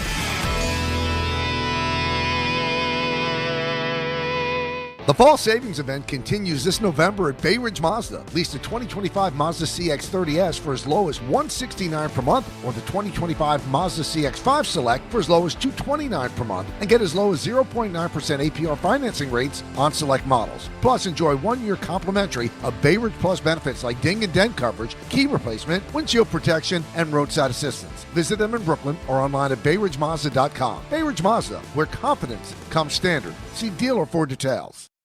If you've been injured in an accident that wasn't your fault, then you need a lawyer who knows New York's unique personal injury and workers' compensation laws. At the Parisman Firm, they have decades of experience handling all types of accident cases and a proven track record of delivering huge results. Their team has already recovered nearly $1 billion for injured New Yorkers. From construction to car accidents and slips and falls, they've got you covered. Call the Parisman Firm now at 718-WORKERS, where your case is their cause. Get the justice you deserve today. Hey, it's Michael Kay, talking to you about my friends at PC Richard & Son. They're local, family-owned, and I trust them, and you can too. Right now, get Black Friday deals throughout the store. And with their holiday price guarantee, your price is protected. If the price goes lower from now through December 24th, they will match it. You can't beat it. Plus, you get fast and free delivery. PC Richard & Son, the company you can trust for over 116 years. Free delivery excludes Manhattan. Hey, fans! Welcome back to Fansville's Cheers and Tears. Oh. Okay, so everybody deals with losing, right? To a rival on a last-second field goal. Whatever, it's fine. I'm totally fine. But I cope with losing with an ice-cold Dr. Pepper. Those 23 flavors are like so delicious. They totally wash away the pain of your college football team taking a big fat L. College football, it's a pepper thing. Some people just know you can save money on car insurance by checking Allstate first. Like to check if they're going for it on 4th down, before going to the concession stand. Yeah, give me 3 hot dogs, 2 jumbo Touchdown, baby! What? Hey, buddy, you want cheese with those? Yeah, checking first is smart. No. So check Allstate first and see what you could save. You're in good hands with Allstate. Potential savings vary, including based on how you buy, subject to terms, conditions, and availability. Allstate North American Insurance Company and affiliates, Northbrook, Illinois.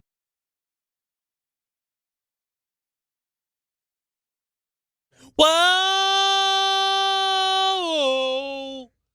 Ooh. Come on. Yeah. So you're trying to let me know that I'm going through the show. And I gotta let you know that the Pistons gonna go. The return of the Mac. And we win it down like that. You lied to me. But you do what you do. You told me you're gonna win. But you didn't. But you do. I hate New York football. Cause we all super stink. If you put both of the teams together, we still wouldn't win.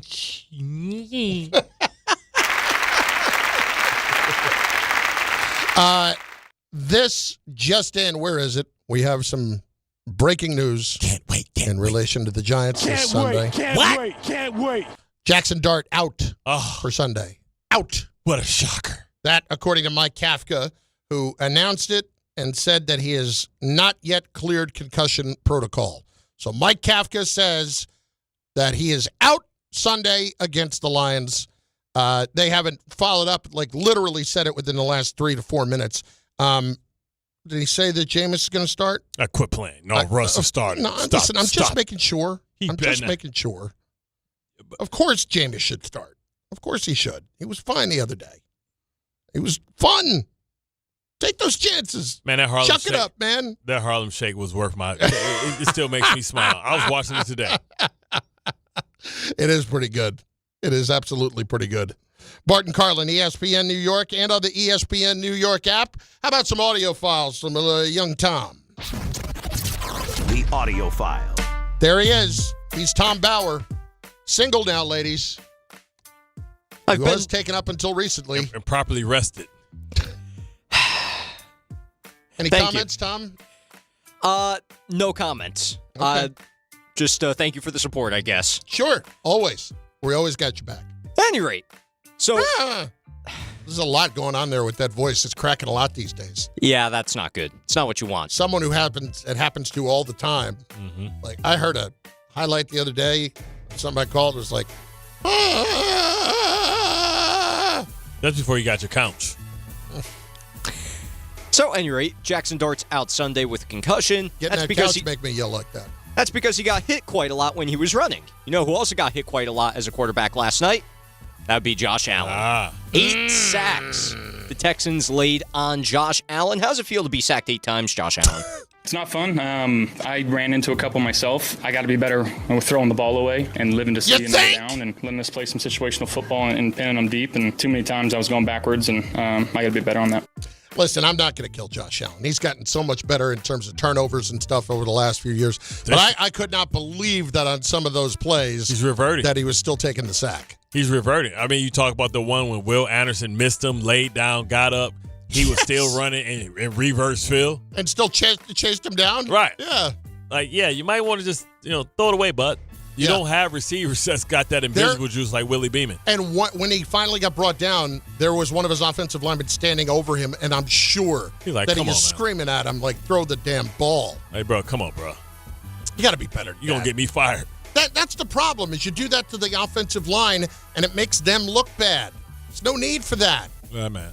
Next up is another quarterback that we're going to be talking about, and that quarterback is Joe Burrow. Will he play on Sunday? Adam Schefter seems to think so. Joe Burrow, who was projected to miss 12 to 14 weeks due to turf toe surgery, has practiced in full, putting him on track to be able to start Sunday against the New England Patriots about a month ahead of schedule. There had been some talk he could return in 2 weeks against Buffalo. There had been some talk he could return next week, Thanksgiving night, against the Ravens. Right now, all signs point to Joe Burrow returning sooner than anybody would have imagined. Sunday against New England.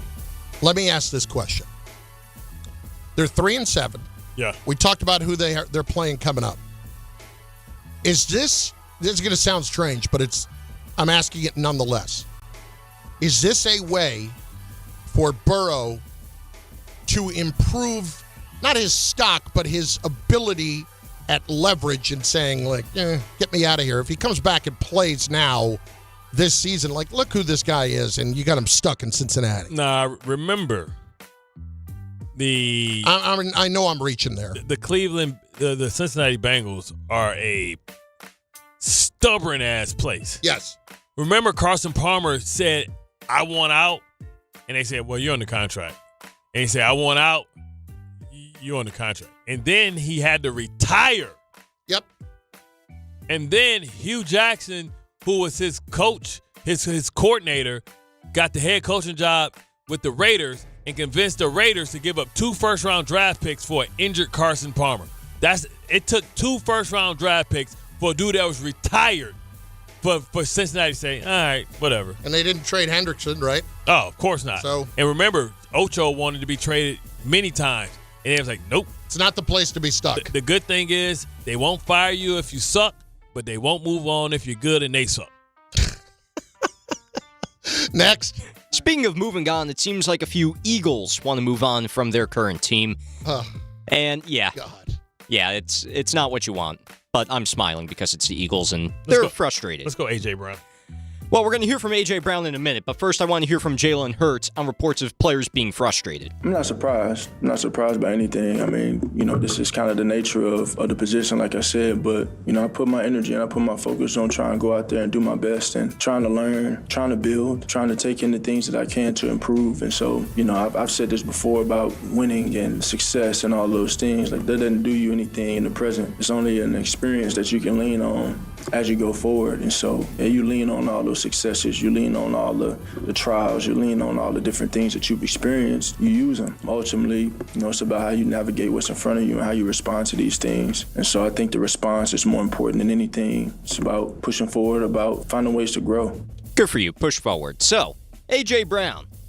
Apparently, he was asked about if he's the same player as he's been in the past. And this kind of speaks to, I think, the level of frustration going on in Philly. There's speculation out there that you are not the same player you once were. What would you say to those people? I guess Saquon ain't the same player either. Saquon catching a stray. Wow. Way to throw your teammate under the bus, Kobe. The Eagles, I'm convinced, are one of those teams that needs drama. Yep. Needs stupid drama. You're 8-2, and this is what we're talking about. But here's the reality. This week, I think I may be taking the Dallas Cowboys because that offense can score. And remember what the game was before. Now, I know Jalen Carter missed the game because he spit in Dak Prescott's face. But remember, the narrative was, man, look what happened with all the drops that CeeDee Lamb had. Had more drops than he ever had in his career.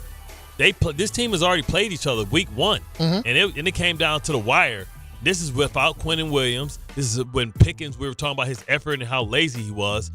Now he's damn near like leading the league in receiving, and that's with CeeDee Lamb coming back. I think, to me, if this defense and Quinnen Williams and Logan Wilson, if this is real, then, man, Dallas could be one of the scariest teams in the league because they don't need their defense to be top 10. They just needed to be middle of the pack because his offense is so dynamic. I'm just blown away by the continued stupid drama that they need to function. Some people need that in their lives to function the best way, and that might just be the case here. And by the way, A.J. Brown wasn't wrong with what he's been saying all along. It's not like they've been dynamic offensively. They haven't been. But that is a little rough to have Saquon catching a stray. Yeah. Guy rushes for 2,000 yards. I guess he's not the same player anymore, huh? Saquon, like, I'm tired. Y'all gave me 485 touches. That's a kiss of death. Trying to breathe, dog. Next. All right. That's enough football for now. Let's talk a little bit of baseball. Oh, I thought. Where'd you think I was going with that? I thought you was going, 11-game winning streak. Never mind. Go ahead. No. So, we heard Brian Cashman already mispronounce the word meme. No, this is a meme. That's unfortunate. So, now, snap face. Let's actually get into business because the Yankees do have an offseason to attend to. I'm going to play a cut that's titled, What's the Biggest Priority This Offseason? Let's take bets. Do you think there's going to be anything super relevant in this cut? Pitching.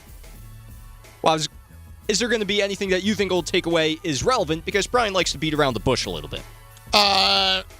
Pitching? I hope it's not going to be starting pitching if he does. No Screwball? I think it's a lot more likely that Screwball ends up with the Mets. Ooh. Anyway, I would say no. He doesn't. It's too easy for me to say no, he doesn't, which makes me think he finally reveals something. Just hit it.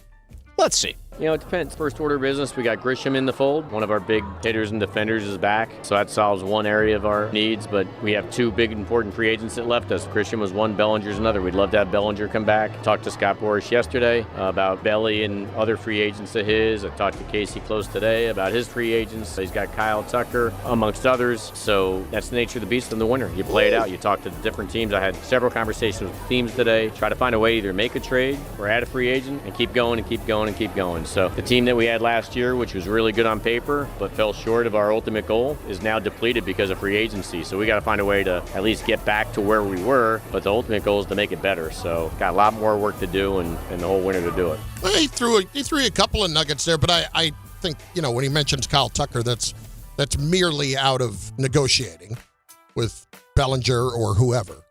But. Yeah, that's not happening. All the reports are that he's going to be in on Bellinger, or at least trying hard. They might not get him. Kyle Tucker, that's probably just a dream. Who else was he talking about there at the beginning? That he had out that he's talking about that left in free agency? Who am I forgetting right now? He was talking about like Devin Williams left in free agency. No, it wasn't that. It was somebody else. Anyway, listen, they are not the same team. If you're going to bring back Bellinger, I think that's really rolling the dice here. I think that's really asking a lot for a guy that has been inconsistent in his career year by year. Is Goldsmith a free agent too? Yeah. Okay. I don't think they're bringing him back. That's what I'm saying. They got rentals. Yeah. Maybe they can bring in Pete Alonso. Yeah, no, I'm good. Look at you. Why do you want the polar bear? Why do you want the two of the greatest power hitters in today's game? If they crossed over the Triborough Bridge, he doesn't want them. If they've ever spent any time in Queens, he doesn't want them. Would you take Edwin Diaz? Yeah, I would take Edwin Diaz. Oh, you take that. Oh, that's awfully sporty of you. Yeah, I'll take the better player. Yeah, you just impartial to skinny people. Anything left? Would you like to hear if Brian Cashman would like to add an arm this offseason? Sure. Because Bart mentioned it. Why not? All right, let's hear. Nobody necessarily specifically, but yes, we have concerns. Our rotations on paper are going to be really good when healthy, but we start the season with Rodon and Cole recovering from their surgeries, so they won't start probably till May. And because of that, obviously there's some vulnerability on the front end of the season with that. So if I can fortify the rotation a little bit, and you want to make sure the other guys stay healthy, that's always a risk. We got some good young pups pushing up, so you saw what Cam Schlittler did, but we got other guys behind the scenes that they're making a name for themselves, ERC, Lalane, to name a few. But ultimately, I think, yes, importing pitching both on the rotation and the bullpen. We lost Weaver and Devin Williams out of the bullpen to free agency, and those guys were important pieces to build bridges to get to our closer Bednar. So we got a lot of work to do. We got a lot of holes to fill. Did you really lose Devin Williams? Really? Let's not get nuts on Devin Williams. Let's not get nuts on the young guys either. Okay? Yeah, here we go. Let's not get nuts. Here we go, raising up our prospects. That's what they do best. They end up going for nothing. That's what they do best. Bart and Carlin, raise up the profile of those prospects, and they might do okay if they trade them, but they end up not doing very much. Although I do have to say, Schlittler was pretty good this year, and they've had a couple of guys. The one that's just bumming me out that Tom and I are always going to disagree on here is Dominguez. Like, Dominguez is supposed to be. He's a Martian. He's supposed to be, and just like he ain't nothing, bro. He might as well be on Pluto. Just like Anthony Richardson. He's an alien. He hasn't shown anything yet, but just like Anthony Richardson. Bart and Carlin, ESPN New York. This is an ad by BetterHelp. Shorter days don't have to be so dismal. It's time to reach out and check in with those you care about, and to remind ourselves that we're not alone. As seasons change and days grow darker sooner, it can be a tough time for many. This November, BetterHelp's encouraging everyone to reach out, check in on friends, reconnect with loved ones, and remind the people in your life that you're there. BetterHelp does the initial matching work for you so you can focus on your therapy goals. Short questionnaire helps you identify your needs and preferences, and our 12-plus years of experience and industry-leading match fulfillment rate means we typically get it right the first time. If you aren't happy with your match, switch to a different therapist at any time from our tailored recommendations. This month, don't wait to reach out. Whether you're checking in on a friend or reaching out to a therapist yourself, BetterHelp makes it easier to take that first step. Our listeners get 10% off their first month. Just call pound 250 and say the keyword timeout. That's keyword timeout after calling pound 250. Whether you're shopping, gaming, or streaming this Black Friday season, don't take slow for an answer.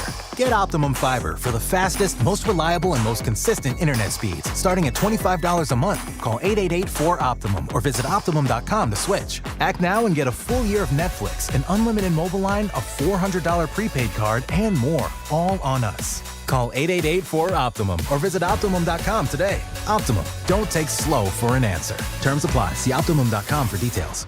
At Jake's 58 Casino Hotel this November, it's your chance to gobble up the green and feast on your share of $55,000 cash. Earn entries all month long and join us on Friday, November 28th from 4 to 6 p.m. 2 winners will be drawn every hour to win up to $10,000 cash. Then at 7 p.m., 1 lucky winner will take home a grand prize of $20,000 cash at Jake's 58 Casino Hotel. If gambling is a problem for you or someone you care about, please call the 24-hour toll-free helpline at 1-877-8-HOPE-NY or text HOPE-NY.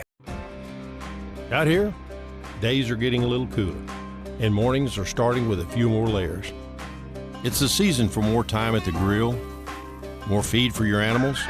Heaters burn late into the night, and the woods start calling your name. We appreciate hard-working hands, shared moments, and love for our land. That's why season after season, we're here for your life out here. Tractor Supply. At AT&T, we guarantee our network so you can talk college football with your BFF while taking Buster to the vet. Hey, yeah, I can't believe he ate the whole thing of chicken wings. And I can't believe we're staging a comeback. Touchdown! Yes! Staying connected matters. That's why in the rare event of a network outage, you'll automatically get a bill credit for a full day's service. For wireless downtime lasting 60 minutes or more caused by a single incident impacting 10 or more towers, must be connected to impacted tower at onset of outage. Restrictions and exclusions apply. See att.com/guarantee for full details. You live for this. The wins, the losses, the slam dunks, and the buzzer beaters. The dream that this is your team's year. Hope, it's what keeps you coming back. So you represent with anticipation and with pride. Because when everything's on the line, your support means everything. That's why the NBA Store is here to support you. Check out the largest selection of official NBA gear at NBAstore.com. A Fanatics experience.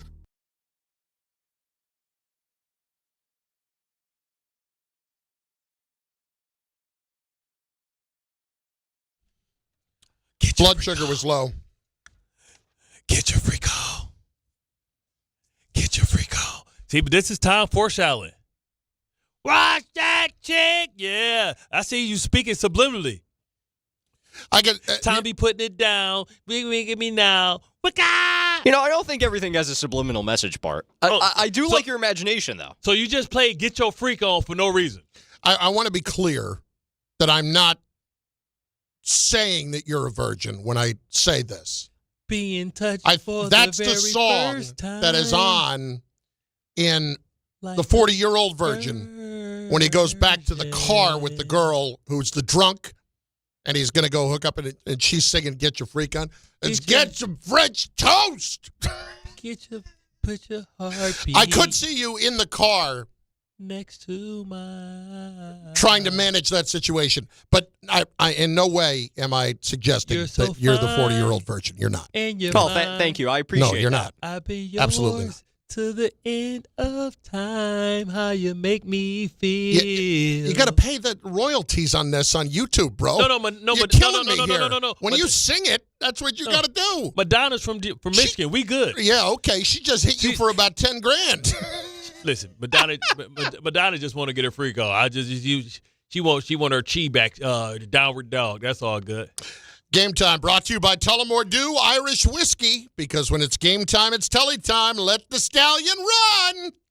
Sea biscuit. 7:30. Nets are in Boston to play the Celtics tonight. Tullamore Dew is the original triple distilled, triple blended, triple cast matured Irish whiskey. Be sure to grab a Tullamore Dew or try the new Tullamore Dew Honey during today's action. Glasses up to enjoying Tullamore Dew responsibly. Ryan, the mailman, is up on ESPN New York. What's up, brother? How are you? I'm good, fellas. How y'all feeling? You know. Good. Yeah, this is great. Groundhog Day. Great outside. Oh, God. Oh, my God. You live it for real. Yeah, you really do. Bro, it's every day. You got the winter coats out, man. You got to get the hand warmers. It's cold out here. You ain't still got the shorts on? Actually, I do. I ain't going to hold you. The shorts with the thermals underneath. I do. Yeah, but some people got their winter coats on. Gotcha. But I was in the comment on you what you're saying yesterday, Carlin, about the NBA, because to be honest, I follow the NBA more through box scores lately than anything, because I'm not really getting the matchup I want to see. Yeah. You get too many players resting. And I feel like half the time I can watch the box scores and see what I need to see. And I like your idea about letting the teams pick who they're going to face. And because I get tired of seeing teams tank towards the end of the year to get seeding, and then you see teams starting to pick up the pace when they should have been playing properly in the beginning of the year to get the seat that they wanted because they were resting players throughout the year. And just one more thing, with the Pelicans, if I was Zion, I think I want to get the heck out of there. Joe Dumars, man, they built around your boy Queen, but Zion has been in. The problem is Zion's been injured, hamstring again. Lost all that weight and put the hamstring helper. He's always injured. And if I'm the Pelicans, I might want to get out of there. And if I'm Zion, I just want a fresh start myself. Like, let's see, maybe a change of scenery is needed. But what is he worth to anybody else if he's always That's injured? The question right now. Like, how much is somebody else going to give him up? I tell you, would you do this? Would you do this? Would you do this one? Jaden Ivey and a unprotected one for Zion. Oh, come on. What do you mean? An unprotected one. You're going to be a bottom team in the league anyway in terms of the draft. Not the Pistons. The Pistons are going to not be bad.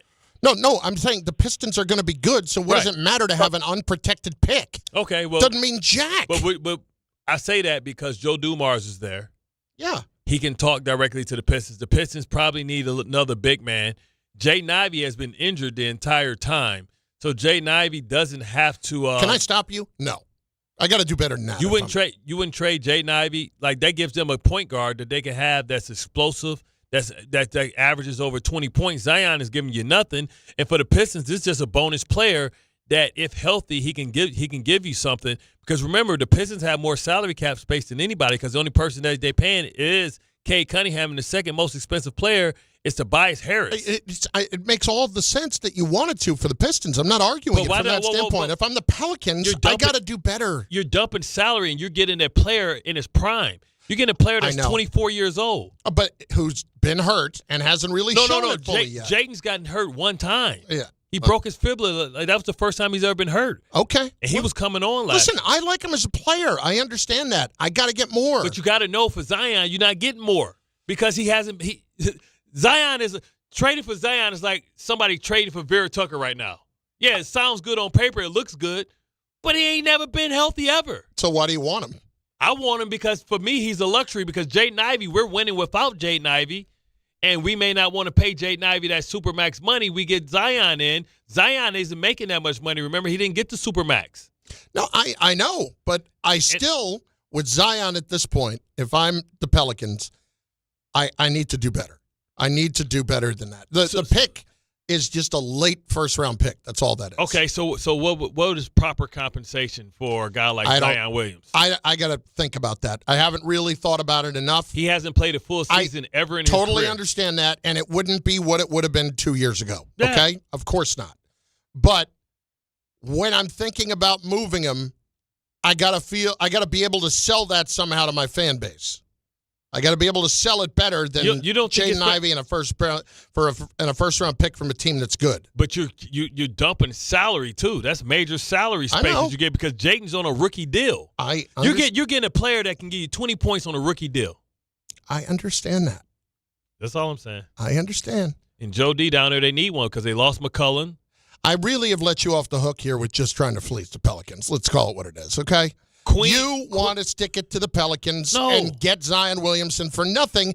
You're playing fantasy basketball like, let me give you what's doing nothing for me and get Zion Williamson. I'm trying to help out Joe D. You're such a humanitarian for looking out for Joe D. I'm trying to look out for Joey D so he can dump somebody that he may not want. Trying to get Joey D fired down in New Orleans so you can come back and hang out in Detroit. He just got hired. And remember, people were criticizing the Patrick Queen, and then Tim Duncan said, "Hey, I like this Queen guy." Derek Queen's a good player, but Tim Duncan it's not there yet. Did you see him going back and forth at Jokic? Yes. The other day, it looked like two slow-ass people like being able to check each other because they know all the moves because they move just as slow. Derek Queen is not there yet. Yeah, he's nowhere near there yet. But he's going to be a star. I think he's going to be really, really good. He put up 30 on Jokic. Yes. And he guarded Jokic, and he was good one-on-one with Jokic. Give it to him. I am a fan of Derek Queen for sure. Bart and Carlin. Did he go to Rutgers? No. Oh, okay. Went to Maryland. I'm just trying to check. Just making sure. I just wanted to say that, but he was Big Ten, so okay. Okay. I called a game with him last year. Was it last year? Yeah. He like big fundamental too. Like it's just like so simple stuff like jab step, shot, bank shot. Like he reminded me of the old fundamental. No, he's that little crossover. That's a good. Yeah, he's not going to do anything that's going to blow you away. What are you telling me to can't see next for? I know that. What do you think I'm going to forget? Like every Friday. Like I forget it's not like I've forgotten 4 times this week that it's a power hour. Actually, I have forgotten 4 times this week. It's a power hour. You make a good point. Bart and Carlin, ESPN New York. FanDuel Friday is turning it up with NBA Happy Hour. Every Friday from 6 to 7:30 p.m. Eastern, FanDuel is dropping limited-time specials to get you in the zone. Boosts, bonuses, surprises, all designed to bring that Friday energy. This isn't just another promo, it's your weekly pregame. NBA Happy Hour every Friday, 6 to 7:30 Eastern. Only on FanDuel, official sportsbook partner of the NBA. Every Friday from 6 to 7:30 p.m. Eastern, FanDuel is dropping limited-time specials to get you in the zone. Visit FanDuel.com/K to grab your reward before the clock expires. 21 plus and physically present in New York. Opt-in required. Rewards are non-withdrawable. Restrictions apply, including bonus and token expiration. Leg requirements and max wager amount. See terms at sportsbook.fanduel.com. For help with a gambling problem, call 1-877-8-HOPE-NY or text HOPE-NY. That's 467-369.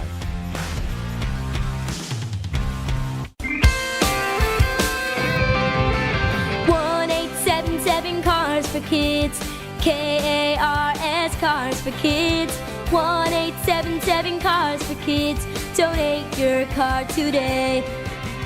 1-877 Cars for Kids, KARS Cars for Kids, 1-877 Cars for Kids. Donate your car today. Ready to get rid of that old car? Donate it to Cars for Kids. Call 1-877-CARS-FOR-KIDS to reach a friendly live agent. Donation is super easy, and your car can be picked up as soon as tomorrow. Call us now, 877-CARS-FOR-KIDS. That's Cars with a K to donate your car today. 1-877 Cars for Kids, KARS Cars for Kids, 1-877 Cars for Kids.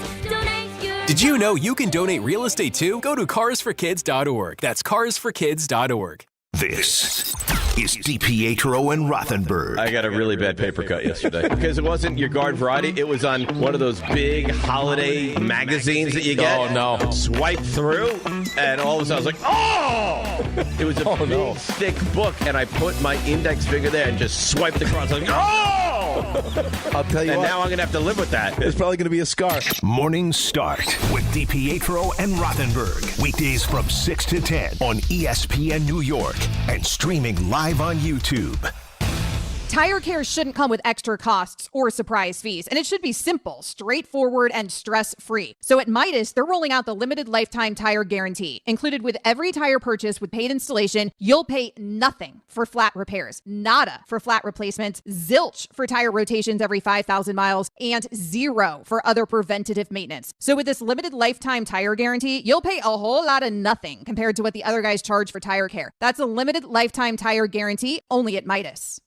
From kickoff to cash out, ESPN Bet has all the tools you need to score more on game days. Bet smarter with stats right at your fingertips, get personalized parlays built just for you, and with your fantasy teams synced right in the app, you can back your squad. Right now, new customers get $100 in bonus bets when you bet $10. Sign up with promo code USL to get started. Must be 21 plus. Gambling problem? Call 1-800-GAMBLER. Terms and conditions apply. See app for details. Offer not available in New York. This is Don, Hahn, and Rosenberg. I want them to move forward from what happened. And they want to believe that Dable was the problem and that they eradicated the problem and now everything's going to be good. Now, we all know that Shane Bowen's going to be out of a job at the end of the year. Listen, they don't have enough talent to win a Super Bowl, but they certainly have more talent than should be 2-9. And it just looked different. It looked better. Don, Hahn, and Rosenberg. Weekdays at 3 on ESPN New York and streaming live on YouTube. Hey, this is Jalen Brunson. Jalen Brunson for three. And this is your home for New York Knicks basketball. This is 880 ESPN. WHSQ and WCBS FM HD2, New York.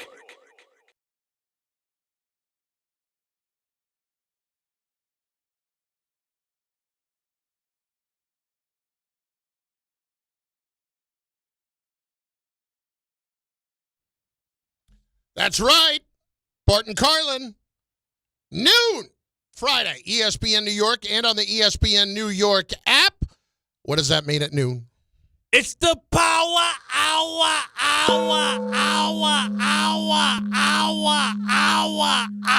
7 for Justin. He's not playing. I know. It's a eulogy. Let's bring in Chris Canty. He, of course, of Unsportsmanlike every morning, 6 to 10 a.m. And, of course, last week he had the baby shower on Saturday that looked lovely, frankly, and seeing some of the social media pictures. And Bart pulled up, and I have to give you credit because you immediately gave Bart a lot of credit because he wasn't just thinking about the baby. Yeah, he brought some flowers for my wife, and they were lovely. They're still on display in our apartment today. And I'm just thinking about how thoughtful Bart Scott was and how callous his co-host, Chris Carlin, is when it comes to the birth of my first child. Well, I did send you a picture of the couch and said it was worth it. Do you think that made it better or worse? I mean, for me, it made it better. I'm very comfortable on that couch. Wow. Okay. All right. Shows what kind of guy you are. No, listen. Maybe a good teammate. Maybe a good teammate, but Chris Carlin, all-time bad guy. That was it. But see, that's the thing about Bart, though. That was such a perfect move, is to make sure that it's not just all about the baby, to make sure that Mel, gets her love too in all of this because she's the one doing all the hard work, for Pete's sake. Gotta celebrate the mom, man. Sometimes and you'll realize this too, Chris. You think your mother loves you. Wait till you see the baby. You become an ornament just to hold her. You become a coat rack. Hold my coat and hand me the baby. Now. Mm-hmm. I know that. I know I'm going down on the priorities list. But listen, I will cede the attention to my firstborn son. He's gonna be like you called him, Bart, the golden child. Mm-hmm. Behold, the only thing greater than thyself. Shaka Zulu. Hey, by the way, just separately for the both of you, have you watched Being Eddie yet? Oh yes, that is amazing. Yeah, so I just only started comedian last not to crack night. out. I started last night, but I got interrupted by something. I only watched like the first 15 minutes. Is it that good? Oh, you fell asleep on your couch? No, I didn't fall asleep. Oh, okay. I did get interrupted with something else. Canty, what was your takeaway? Was it that good? It's amazing. The takeaway was, damn, Eddie Murphy got a big-ass house. Second takeaway is, man, Eddie made it out of the 80s when a lot of people didn't. Exactly. Pretty impressive. That's what he talks about. Who knew? I thought Eddie Murphy, would have smoked and drank. He don't do none of that. That is crazy. He's nuts. He's one of the only people from the 80s that didn't lose their money. Well, listen, I've always loved Eddie Murphy. And I was worried a few years ago when we didn't see him as much that maybe he was just shutting it down. No, he talks about it. Yeah. And then he came back with Dolomite and hit you with all them other movies. Dolomite was good. Dolomite was good. Very good, yeah. Anyway, I'm going to watch the rest of it on the plane later Coming today. to America, too. It's like it wasn't bad. But when it came out, it made me not want the Chronic 2 album. I was like, nope. Messing up classics. All right, Canty, let's start with the Giants. Jaxson Dart is not playing this week. That was just announced here in the last little while. They have obviously made the change here to Mike Kafka. What are your expectations here the rest of this season when it comes to Dart when he is ready to play and how they're going to handle him? Well, listen, man, I think the biggest issue when it comes to Jameis is just mitigating the downside. And that has to come with a healthy dose of the running game. So that's the challenge for the New York Giants. That's what they've got to do now that we know that he's going to be the starting quarterback. And when it comes to the Detroit Lions, man, we saw what they can be at their worst. When Jared Goff is off his square, when you take away his first read, when you're able to put some pressure on him, you can affect him in ways where you can get some turnover-worthy throws. So I think that's going to have to be the challenge for the New York Giants, the turnovers from the quarterback, mitigating those from Jameis Winston, and trying to find ways where you can affect Jared Goff to get some takeaways. I don't see a path to victory for the New York Giants without winning the turnover battle this Sunday. But with Dart, when he is ready to go, Chris, do you think that they will change how they have employed him so far, considering he has been in the, checked out? He's been in the protocol, and he's gotten checked out 4 different times. Less designed runs, how do you expect them to handle him? Yeah, I think when it comes to Dart, it's got to have its situations, right? We're talking about third down, red zone, 2-minute. You're okay with him using his legs as a weapon to extend it down. You're okay with him lowering his shoulder in those moments because that could be the difference in wins and losses. Anytime that doesn't check one of those boxes, I think you want to teach him to live to fight another down. Protect himself, protect the football under those circumstances. So I think that's just a part of the growth and maturation that young quarterbacks go through in this league. They got to learn what they can and can't get away with, not just from a turnover standpoint, but also a physical limitation standpoint. Now, I know it's not apples to apples, kind of apples to oranges in who Jared Goff is indoors, at home, opposed to away, but is it anything from the Philadelphia game that defensive line can do that can have as much disruption as the Philadelphia Eagles had when you consider the fact that, Dexter Lawrence, Brian Burns, Abdul Carter, and Kayvon Thibodeau is supposed to be just as talented as Jalen Phillips, Jordan Davis, and Jalen Carter. You would think that's apples to apples from a personnel standpoint. Bart. Why are you patronizing me with this question? You know the answer to that. I don't know. You watch the damn game just like I watched the game. What is the thing that beyond that? What's the word on Jared Goff? What do you do with Jared Goff? You get hits on him. Spot. Yep. You get him off your the hands spot. up. He throws a low ball. But Bart, if it's a drop back passing situation, where is Jared Goff going to be? In the pocket. 5 yards behind the center, right? Yep. Okay. So Bart, what's the best way to affect Jared Goff? Keep him in the well. On Sunday Night Football. No, it's not keeping him in the well. The best way to affect Jared Goff is inside pressure. Get him off the damn spot. If you take away his first read and you get him off the spot, then Jared Goff is going to have some issues.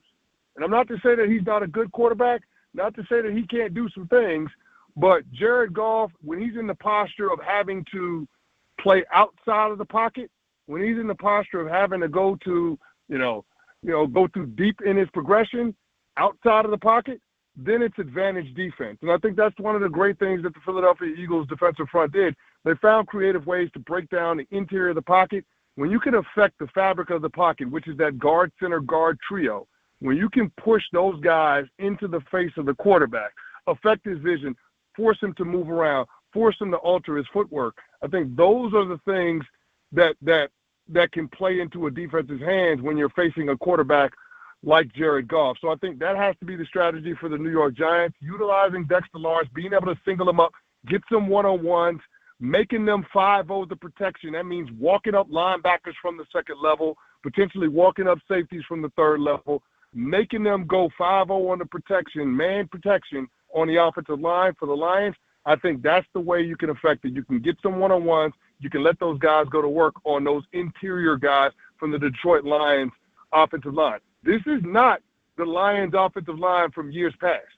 This group got exposed last week, and they got exposed in week 1 against the Green Bay Packers. You can get after these guys if you got your mind right. So I think that's going to be the challenge for this Giants defensive front, being able to put this game on their shoulders and go out there and win it. Who you got your money on, Penei Sewell or Brian Burns? Both playing at a high level. Be a fun matchup, but if Brian Burns can play him to a draw, then it's advantage New York Giants. If Brian Burns can command, a guy and a half, if it's Penei Sewell and he has to get a chip out there on him, then all of a sudden it creates more opportunities for other guys across that front. So I think that's what you have to be looking to do. Now, I don't know that the Lions will do that, but if Brian Burns is singled up and he's got, 25 to 30 pass rush attempts, he's got to get home at some point. Chris Canty with us, of course, on Sportsmanlike every day, 6 to 10 a.m. You see him on First Take all the time as well. The Jets, Chris, with Aaron Glenn, the rest of this season, you've got some very winnable games.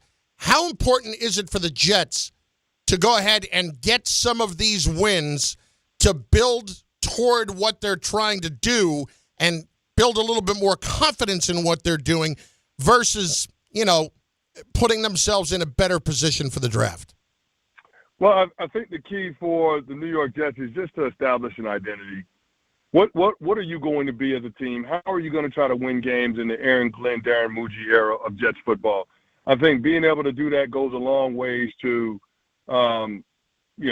figuring out how you need to personnel this team moving forward. Think about the first year of Dan Campbell with the Detroit Lions. Remember, they started out 0-10-1, but Dan Campbell was ultra-aggressive, going for it all the time on fourth downs.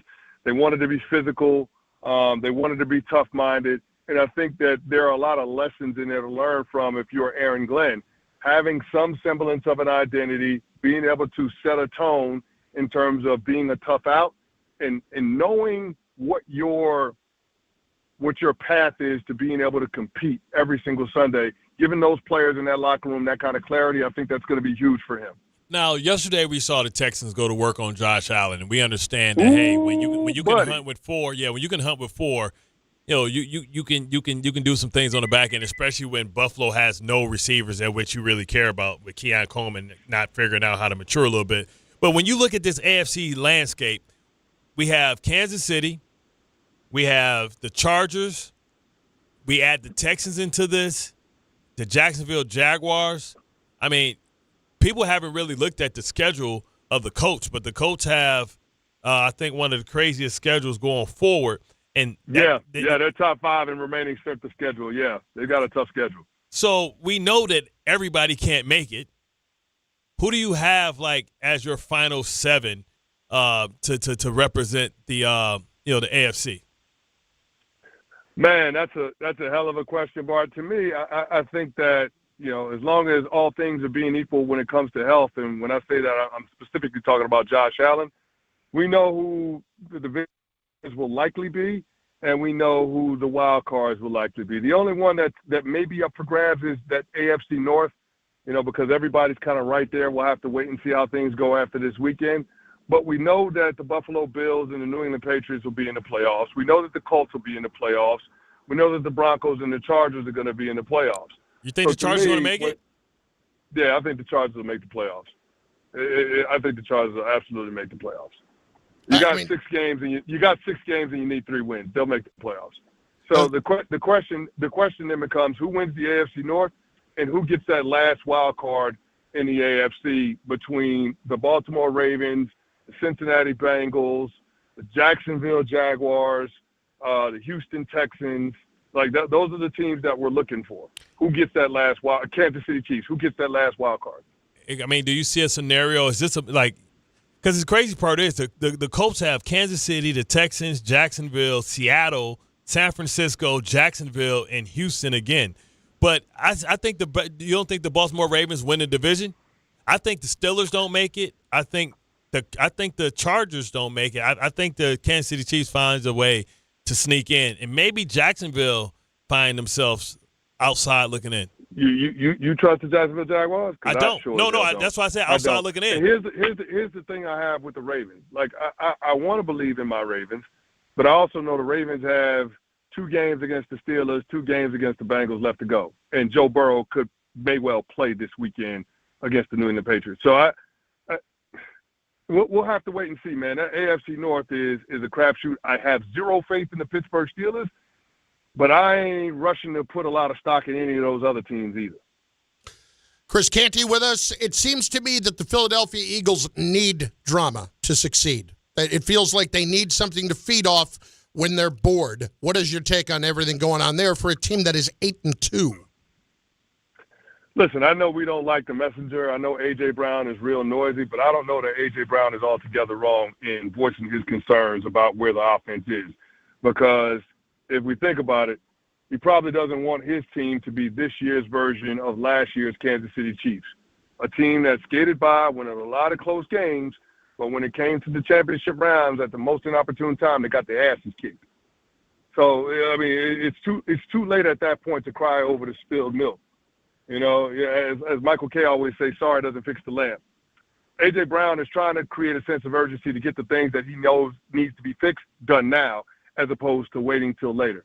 But the Philadelphia Eagles very much so feel like a team that could potentially go into free fall like they did at the end of 2023, rather than being a team that goes on a championship run like they did in 2024.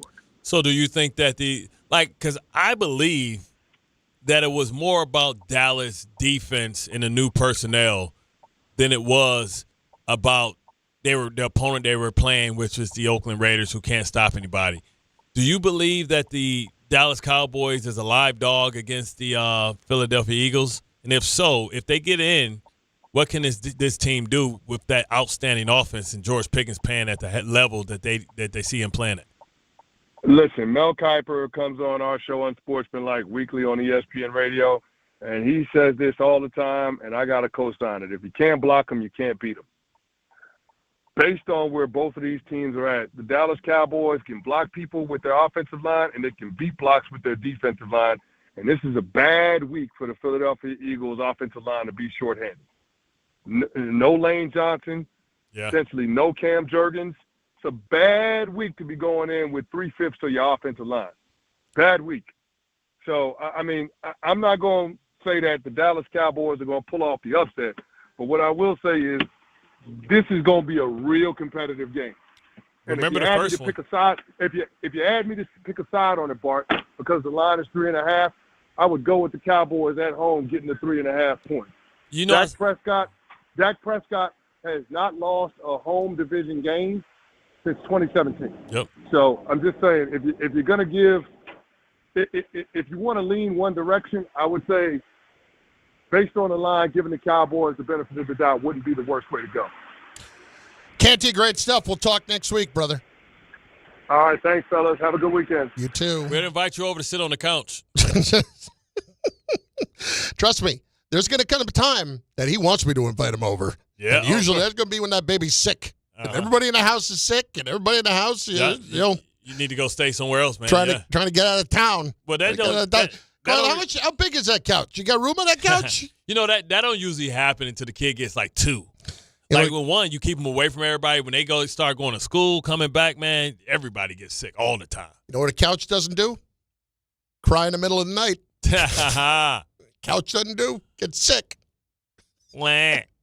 Couch is always there to support me. I don't have to support anybody else. Did you see yesterday didn't they have to bring in an emergency ref? In the game last night? Yeah, the other ref guy. Come on, man. Like, be tougher than that. Cart it off. But these guys, what do you expect? A lot of these guys, they're in good shape. But they're 75 years old. Yeah, they're like in their early 60s. These guys. Come on. Cut them a break. That's going to happen. I'm surprised more officials don't get hurt more. They position themselves pretty damn well. Oh, that's crazy.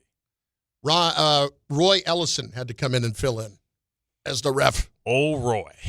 Bart and Carlin, ESPN New York, and on the ESPN New York app. We are also taking comments at the ESPN New York YouTube page where you can watch the show. Here's the thing. I'm getting a lot of comments about me being a bad guy with this whole thing last week. Here's why I'm not a bad guy. Can we all just remember, and I love him to death. He invited me the day before. Okay? That's all. So I had plans that had to be addressed. I had the couch coming and getting delivered. It's not easy to just sit there and change that up. And I did call and say, hey, when could I get it delivered if it's not tomorrow? And it was the end of it was like 10 days. I can't go another 10 days without the couch. Because the couch I was sitting on was a good 15, 18 years old. Lumpy, not a lot of room, not unlike myself. Come on, I love you, Kenty, but please. You expect me to show up the day before? Just because I'm not you?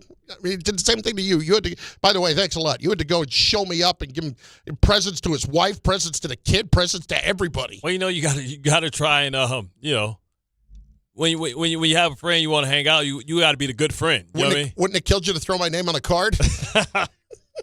just hand it over. Here's all you needed to do. Hand Mel the bouquet and said, "This is for me and Carlin." That is true. But then he would have said, hell no, because Carlin could have came. So then that would have burnt the whole gift.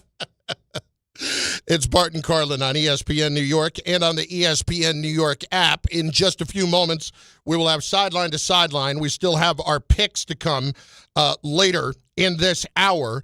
The news today, Jaxson Dart will not play on Sunday for the Giants. I'm quite happy about that.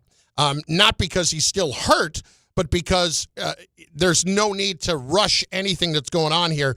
Apparently, he's still in the protocol. I would have not played him even if he had cleared the protocol, because there's just no need to put him in that kind of situation at this juncture of the year. When he comes back, you need to be able to put him in the best possible situation to be successful. That is cutting way back on the design runs, and that is letting him extend plays and make plays with his legs that way, because you're much more in control of what you can do when it comes to sliding and protecting yourself. That's absolutely the way I have to go. So from that standpoint, the Giants not rushing him, and I know it might be elementary, when you're a guy like Mike Kafka, you want to get him out there, not that they're going to let him rush him. It's just one of those things where these things get tempting when these guys get closer. Yeah. Thanks. Kind of might drop in, Bart. Oh, my God. What is this? Nah, yeah. That's why I'll tell you about it. Okay. Yeah. I had a blank out. Yeah. I had one earlier where I'm just like, thinking about, basically, if you've ever been a Simpsons watcher, they will cut and look at Homer Simpson's head sometimes, and it'll just be, hey, and that's all that's going on in my head. Either that or this is all I'm the I'm only thinking. winner on the team.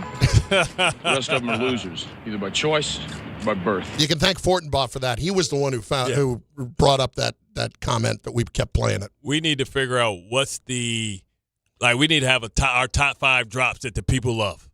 If you're betting against one of those teams, if you're betting against the Chiefs, the Ravens, or the Bills, who is it that you are betting against making the playoffs?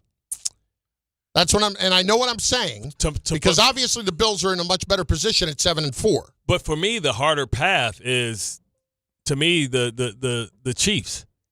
I think it's the Chiefs because this is a real live dog that they lose this week. I mean, they're playing a defense that hasn't given up over 20 yards, right? They're playing an offense with, that's the number one scoring offense. I think they passed Dallas as the number one offense in all of football, right? So you got the number one offense in all of football, in Indianapolis with a defense. And remember, people will forget Lou Anarumo. Lou Anarumo is usually the kryptonite to Patrick Mahomes. Yeah. They're used to what he did with those defenses. And I think he specifically went on and got sauce because he thought that he was going to have to go through Kansas City. Here's what troubles you the most about the Chiefs is they went and they won 5 out of 6, and 3 of them were bad teams. Yeah. But then they get a chance, and they lose to the Bills, and they lose in Denver. So it's Indianapolis at Dallas on Thanksgiving Day. Mm-hmm. Then Houston, the Chargers at Tennessee, Denver, Las Vegas. Like, they're going to have to get to the Tennessee game. They get to the Tennessee game and they have to win all 3. I think they probably will. I mean, don't they play Denver again? Yeah, Denver's in that. They play Denver on Christmas Day. And they've already – and that – listen, so look at that. They play Denver when? Thanksgiving? No, they play on Thanksgiving. They play the Cowboys. Right. They've got the Colts this week, so they've got the short week. They can lose to. How about this? They've got 2 short weeks. Right, and that's what Fortenbaugh was talking about. Like, the schedule makers have given them the hardest path when you think about scheduling. So they're on a short week, and then they're gonna have to play an offense that can score on anybody with a defense that's much more improved. Where you talk about Patrick Mahomes, they've been getting really. Patrick's been getting hit the last couple of weeks. You saw what the Bills did to him, and then you saw what the Broncos did to him. Even though they had Patrick Mahomes running for his life. Bart and Carlin, ESPN New York. I want to remind you that Motley Crue, the Crew, baby, celebrating the 20th anniversary of the Carnival of Sins at PNC Bank Arts Center on Friday, July 31st, 2026. ESPN New York has your chance to score tickets on the ESPN New York app. Just go to the contest tile and submit your entry. It's brought to you by Live Nation.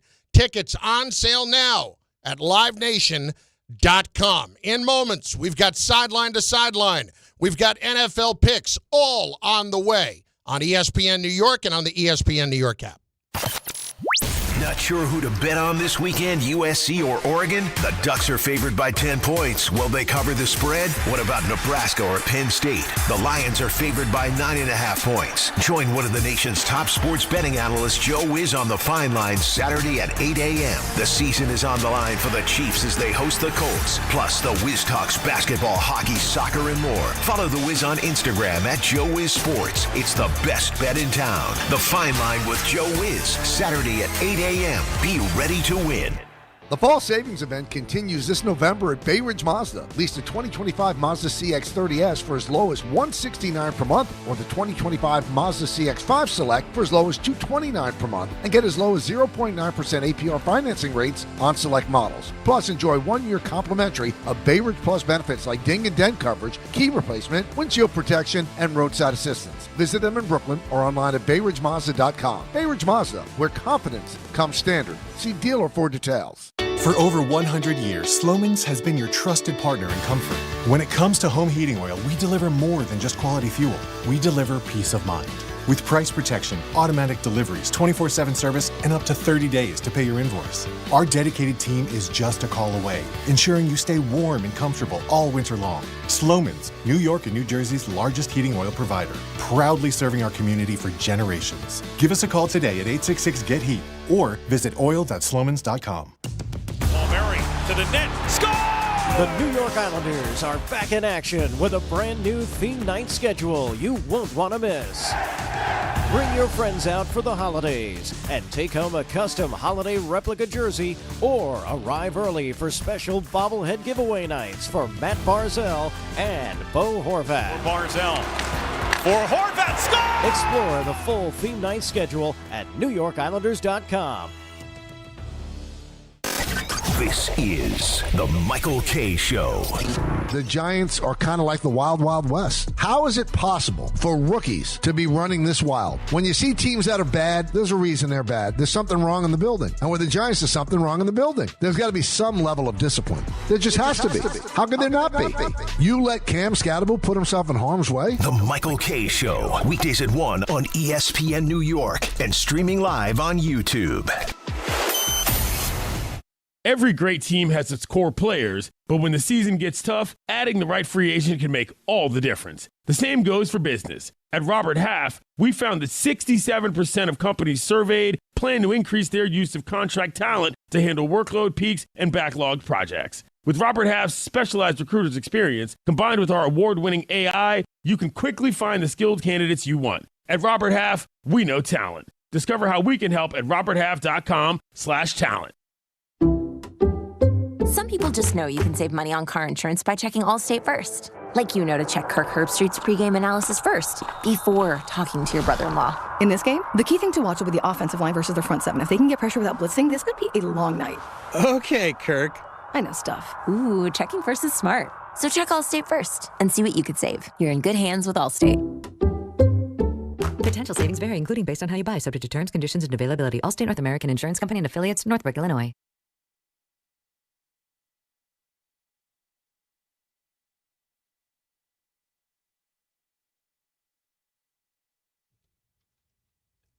I don't know this one, dog. Where you get this one, son? Q-tip. Let's ride. Oh, Q-tip. Okay.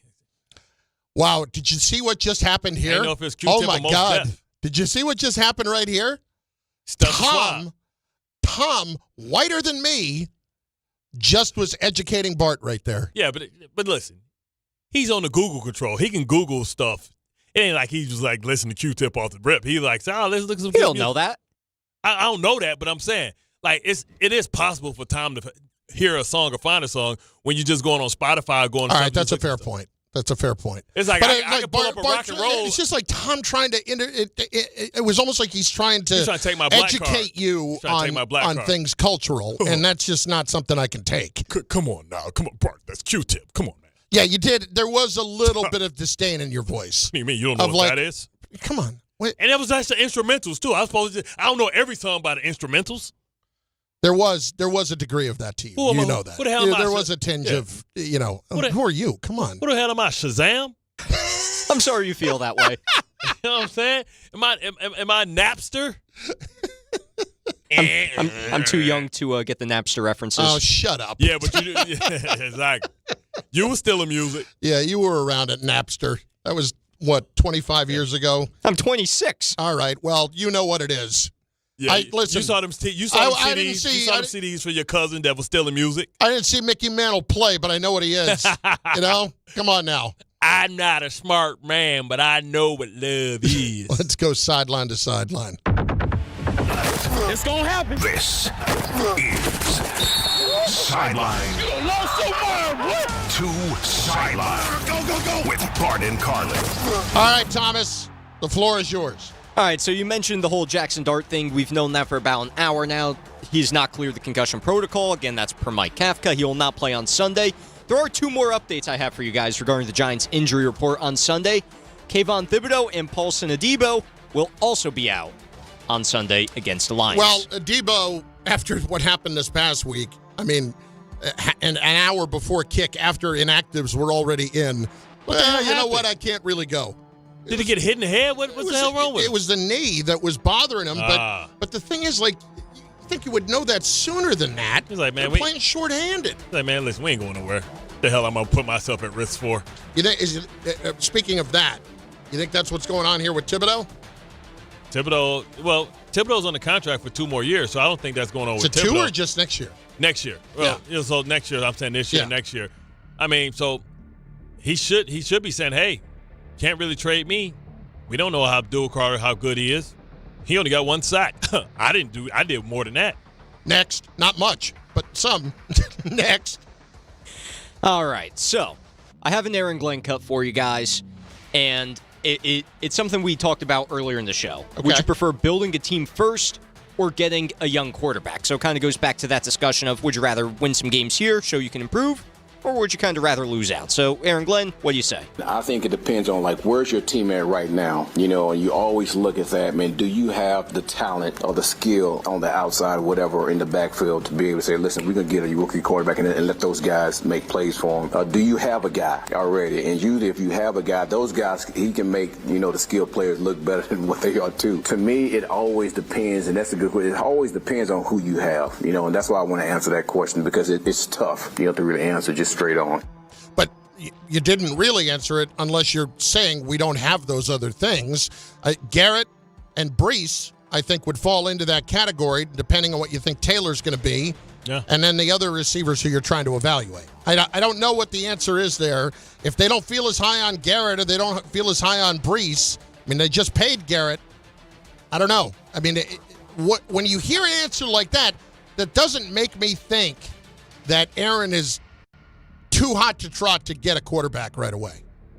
I don't know. I'm just based on who's in the draft. Yeah, that's what I'm saying. When it depends on the evaluator. This is why college scouting, your guy that's ahead of college scouting, is so important, because you got to be able to plan this out the right way, because you only get one time as a head coach to pick a starting quarterback, and you better pick right.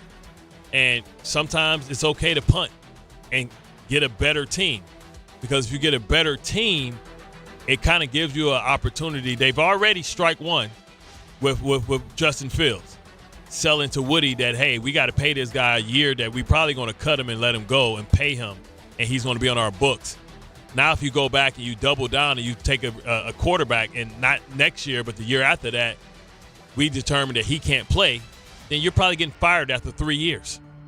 So you better make sure that you kick the can down the road, because we'll always make an excuse for you when we say, oh, he don't have a quarterback yet. And so might as well wait to 2027 and see where try to buy as much time as you can. Buy as much time to improve the team. So whatever quarterback comes in, you can say he has the opportunity to be able to have a good team around him. Build as good a team as you can. Next. Speaking of just in the drafts, I'm going to give Jordan Reed a plug here, friend of the show. We love Jordan. ESPN.com. He's got his top prospects out, like his big board for the draft coming out here. He's got Dante Moore as the 5th best prospect, Mendoza 7. Really? Interesting. Am I correct in saying that he has Caleb Downs as number 1, who is the safety from Ohio State?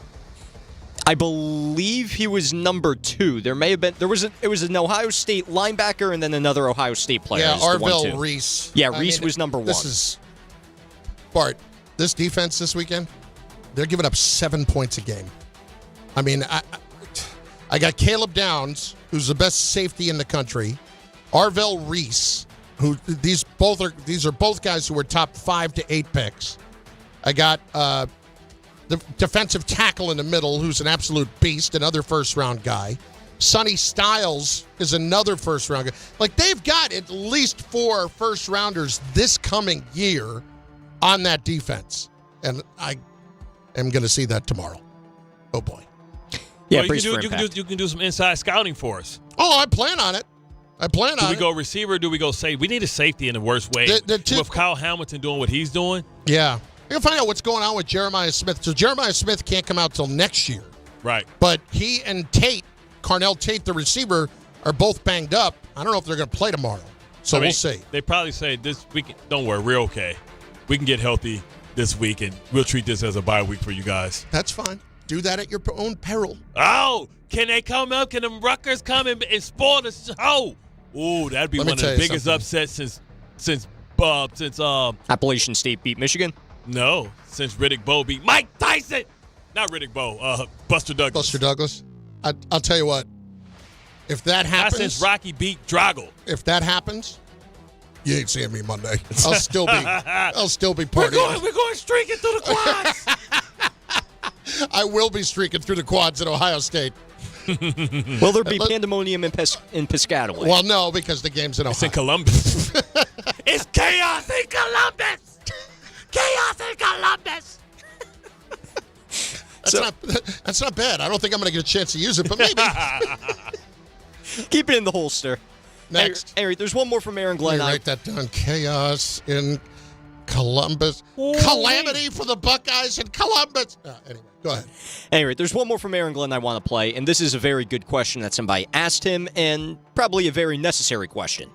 Can you tell if a quarterback is elevating everyone around him? Something Aaron Glenn should know how to do as a head coach. Let's see what his answer was. No, you can. You can. I think when you go back, and that's one thing that I looked at Drake from last year. Even though it wasn't a great year, you saw glimpses of him, go out there playing with some of those young guys that he had. And, man, he was throwing those guys open, getting those guys a chance to make some plays. So you kind of knew that he had that it factor to be able to do that. So I do. I think you can tell with those guys. I think this is interesting. Well, you can tell if a quarterback is making other guys better. Yeah. Listen, it's not all that surprising to hear him say that. It's just they don't have anywhere near anybody who's capable of doing that. And Force multipliers, right? Huh? Force multipliers is what Tannenbaum would say. Basically, yeah. And is that going to be in any of these guys who are coming out? Anyway, next. Few injury updates around the league for you guys. Go. First up, Sam Laporta. Dan Campbell told reporters today he's undergone a back procedure. He is unlikely to return this season. Yeah, he went on IR. I know that. Not what you want. That hurts. Ooh. Next one. So the tight end, not as big of a factor for the Lions this week. That's huge for them. Like, it's one thing to have surgery. It's another thing he's done for the year. Yeah. Oh. Wow. That sucks for them. He's coming up for contract, too. Not good. Next one for you. Todd Bowles told reporters Bucky Irving out Sunday in L.A. That's a continuation of that, but the team is targeting his return in Week 13 against Arizona. Mike Florio made that sound like that was a lot worse, though. Yeah. He made it sound like he wasn't coming back. Yeah. So I don't know about Joe that Mixon not coming back is something. I don't know what's going on with him. And one more for you right now. We had an update from Adam Schefter on SportsCenter earlier saying that the Bengals are targeting a return for Joe Burrow to return on Sunday. Well, his official status, questionable against the Patriots. It is crazy that he's coming back this quickly. They're 3-7, and the schedule is not an easy schedule. There's the next 4 games. It's pretty much going to end their season, even if it is Burrow. Yeah, Trey Henderson isn't playing. I think he's out again. They can't stop anybody. He has the hip problem. So, and then their first round draft pick isn't playing either. Was he like Ted Knight and Caddyshack? Oh, my arm! It's broken. He got I can't move it. He got that hip bruise. Well, their defense is so bad; it's not going to have anything to do with Burrow. Yeah. I don't buy that at all. That was Sideline to Sideline. It's Bart and Carlin on ESPN New York and on the ESPN New York app. We finish with you on the phone lines at 800-919-3776, 800-919-ESPN. Anything you got on the NFL, that is all in front of you right after our picks, which are also on the way next. 1-877 Cars for Kids. KARS Cars for Kids. 1-877 Cars for Kids. Donate your car today. 1-877 Cars for Kids. Donate your car today. Ready to get rid of that old car? Donate it to Cars for Kids. Call 1-877-CARS-FOR-KIDS to reach a friendly live agent. Donation's super easy, and your car can be picked up as soon as tomorrow. Call us now, 1-877-CARS-FOR-KIDS. That's Cars with a K to donate your car today. 1-877 Cars for Kids. KARS Cars for Kids. 1-877 Cars for Kids. Donate your car today. Did you know you can donate real estate too? Go to carsforkids.org. That's carsforkids.org. At the 5-yard line, handoff Breece Hall, finds a crease, runs left, he's into the end zone for a Jet touchdown. Jets fans clear the runway and be at MetLife Stadium for Week 13 as your New York Jets take on the Atlanta Falcons, Sunday, November 30th at 1 p.m., presented by New Jersey Lottery. Join us as we celebrate First Responders Day. Don't miss your chance to be at the game. Lock in your seats now at nyjets.com/tickets. Once again, that's nyjets.com/tickets. The Association on Aging in New York is celebrating the 60th anniversary of the Older Americans Act, which funds vital programs for millions of older adults. Services include meals, transportation, home care, Medicare counseling, case management, and caregiver support. Today, people are uncertain whether some programs remain available. We can help. To learn more about these essential programs and how to keep them, visit our website at agingny.org. Sponsored by the Association on Aging in New York. Are you ready to make a difference for the environment while helping the visually impaired at the same time? Then donate your vehicle to Heritage for the Blind today by calling 1-800-983-6530. Every donated vehicle will either be properly recycled in an eco-friendly manner or given a new life through reuse. Donating your vehicle is easy. Simply call 1-800-983-6530 and Heritage for the Blind will do the rest. They'll even arrange for your vehicle to be picked up at no cost to you. And for a limited time, when you donate your car, you'll receive a $200 restaurant voucher and a 2-night, 3-day hotel stay at one of 50 locations. Call 1-800-983-6530 right now to schedule your vehicle donation and make a positive impact on the environment while helping others. Heritage for the Blind, where every car donation counts and every person makes a difference. Call 1-800-983-6530 now. This advertisement is paid for by Heritage for the Blind. From the regular season to the Super Bowl, ESPN New York is your destination for football. We've got crazy fans. If the Giants somehow beat the Cowboys, I'm going to take a dump on your head. You can feel good because you're a damn football team. Expert analysis. Marcus Spears joins us now. ESPN NFL analyst Damian Woody. Mel Kiper Jr. The Hall of Famer Steve Young. He's kind of our resident general manager, Louis Riddick. We got Mike Tannenbaum right now. And all your fantasy and wagering needs. This is ESPN New York. We are football.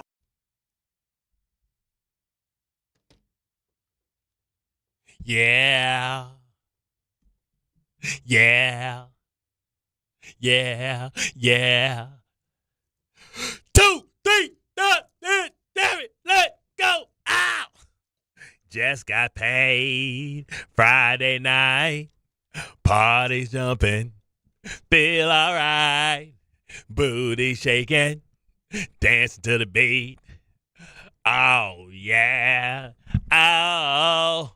Yeah, it's Friday. I know it's a little chilly and it could be a little gray, but the sunshine comes from within. Smile today. Smile at somebody and be their sunshine. Don't put on the gray colors like I did. Put on the bright pastels and bring some sunshine. Be like Pleasantville. Be the color for everybody. Hit it!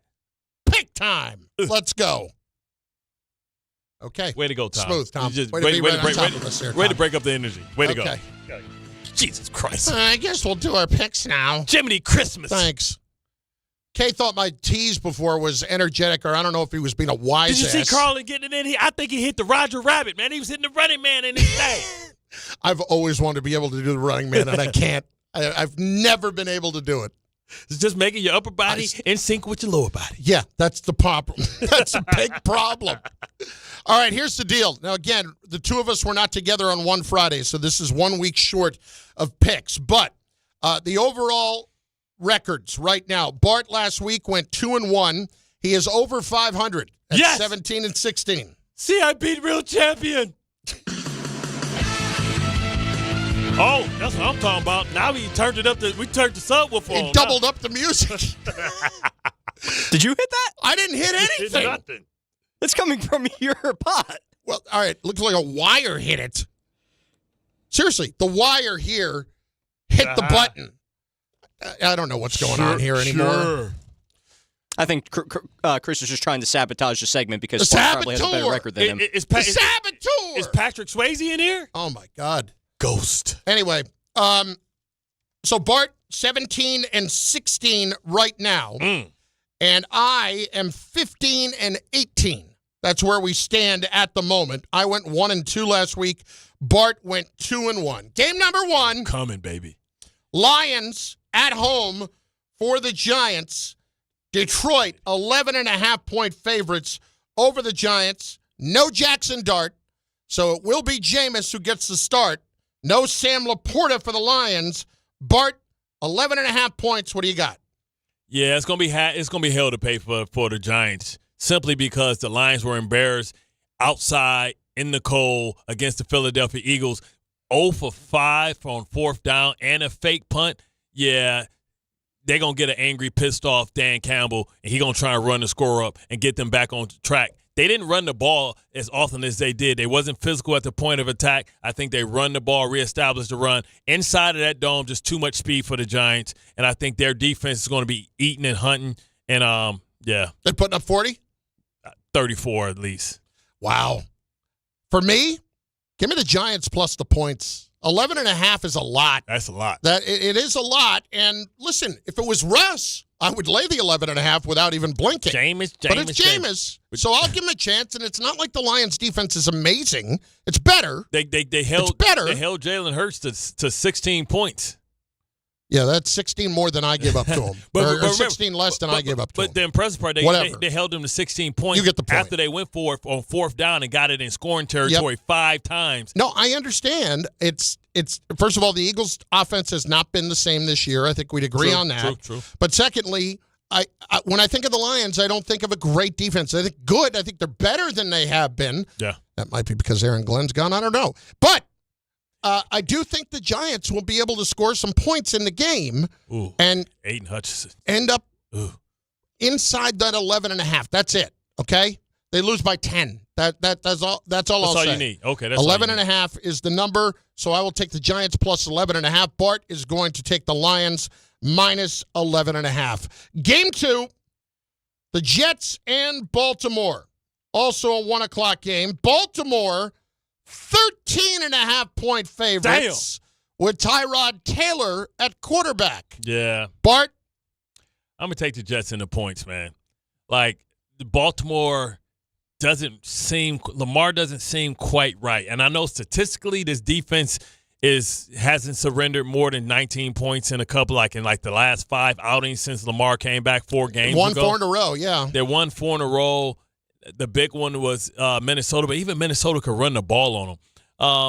I think they win. I don't think they're going to win by 13. I think they win by 10, and that's comfortable enough. That's in the league, that's considered a blowout.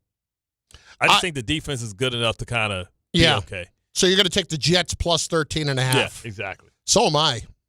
I don't know really why. I have 13 is damn. Yeah, listen, it probably has more to do with what you were talking about with the Ravens. Yeah, they've won 4 in a row, but they do not look quite right yet. Now, this might be a get-right situation, but I'm going to roll the dice here. 13.5 is a lot of points. Could have lost to Cleveland last week.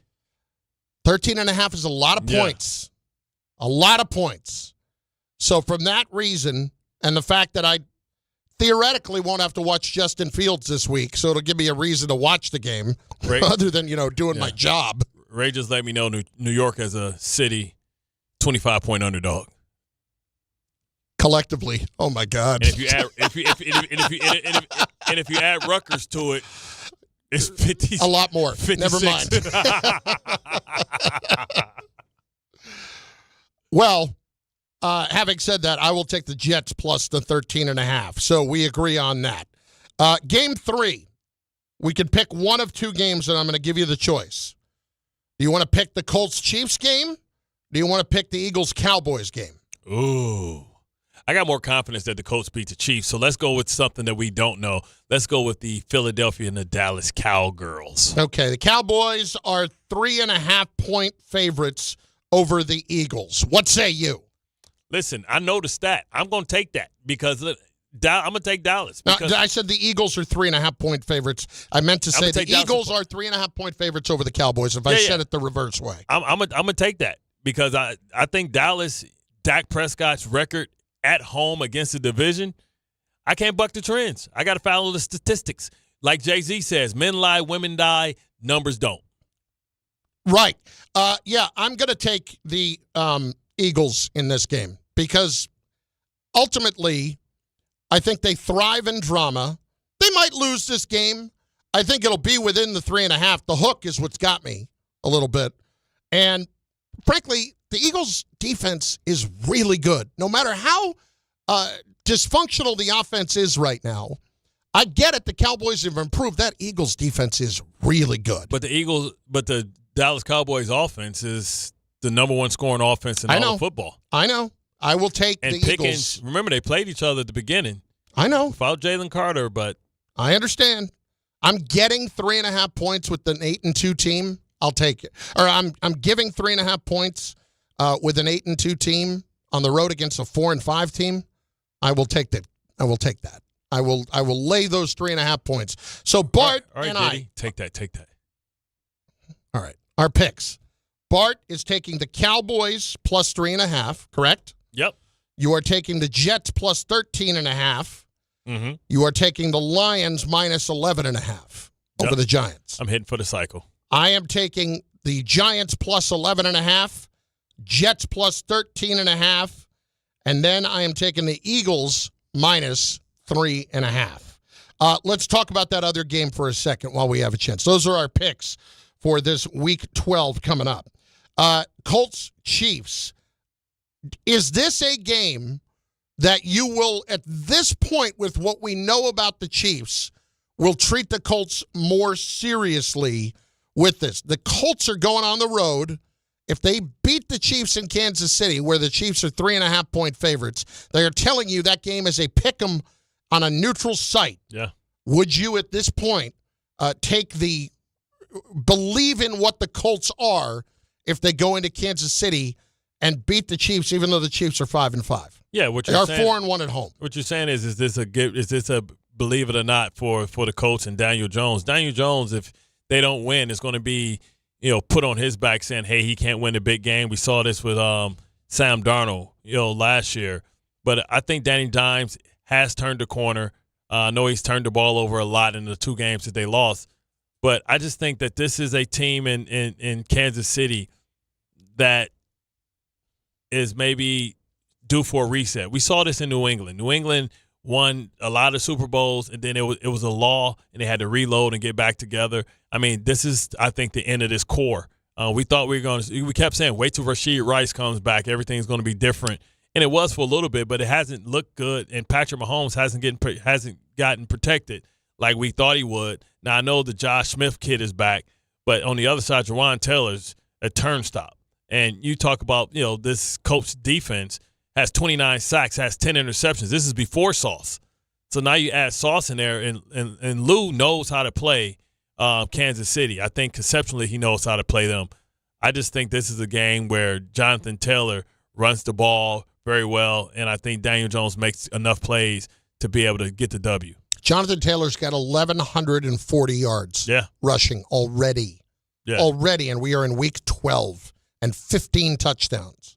I know he's not going to be the MVP, but dear God, they should be talking about it more than they are. I mean, you don't know how it ends. Like, if he has 7 games, if he gets close to 2,000, we'll start saying that. I mean, Saquon had 2,000 last year, and he didn't win it. Yeah, but that's because Josh Allen was having a great year. Can you say Josh Allen? What quarterback can you say that's been there? Drake May? Come on, man. You think they're going to give it to Drake May? Nah, hell no. Do you know what I'll just give you the odds right now on who could win the MVP. You ready? Mm-hmm. Matthew Stafford. He's up there. Where is this? Where did this go? You would think Matthew Stafford. You would think, I can't see them because we're in New York. Yeah, that's why they'll put Drake May up there, but because they're going to still win a lot of games because their schedule is a joke. But if especially if Indianapolis gets the number 1 seed, they're not going to give it to Daniel Jones. They're going to give the credit to the turnaround to Jonathan Taylor. So, yeah, listen, I get that. I think he deserves more credit, but you're just not going to get it right now. I just want to give this to you real quick, if I can. Outside of Stafford is the leader. May, Josh Allen is 3rd. Taylor is 4th. Right. Josh Allen, after last night, he ain't getting nothing because he got mad turnovers now. He has more turnovers in the last 2 weeks or last 3 weeks than he's had all last year. Last year, he only had 8 turnovers. Michael K. is next. Are you not entertained? He will do just that for the next 2 hours. Make sure you let him know how much you appreciate him. He needs to know that. It's Bart and Carlin. Enjoy your weekend. Don Hahn and Rosenberg later on ESPN New York and the ESPN New York app. Mornings with DiPietro and Rothenberg. This whole idea that Joe Shane is just safe and you have nothing to worry about is apparently not true. He's going to do the due diligence. All right, here's a folder on him and a folder on him.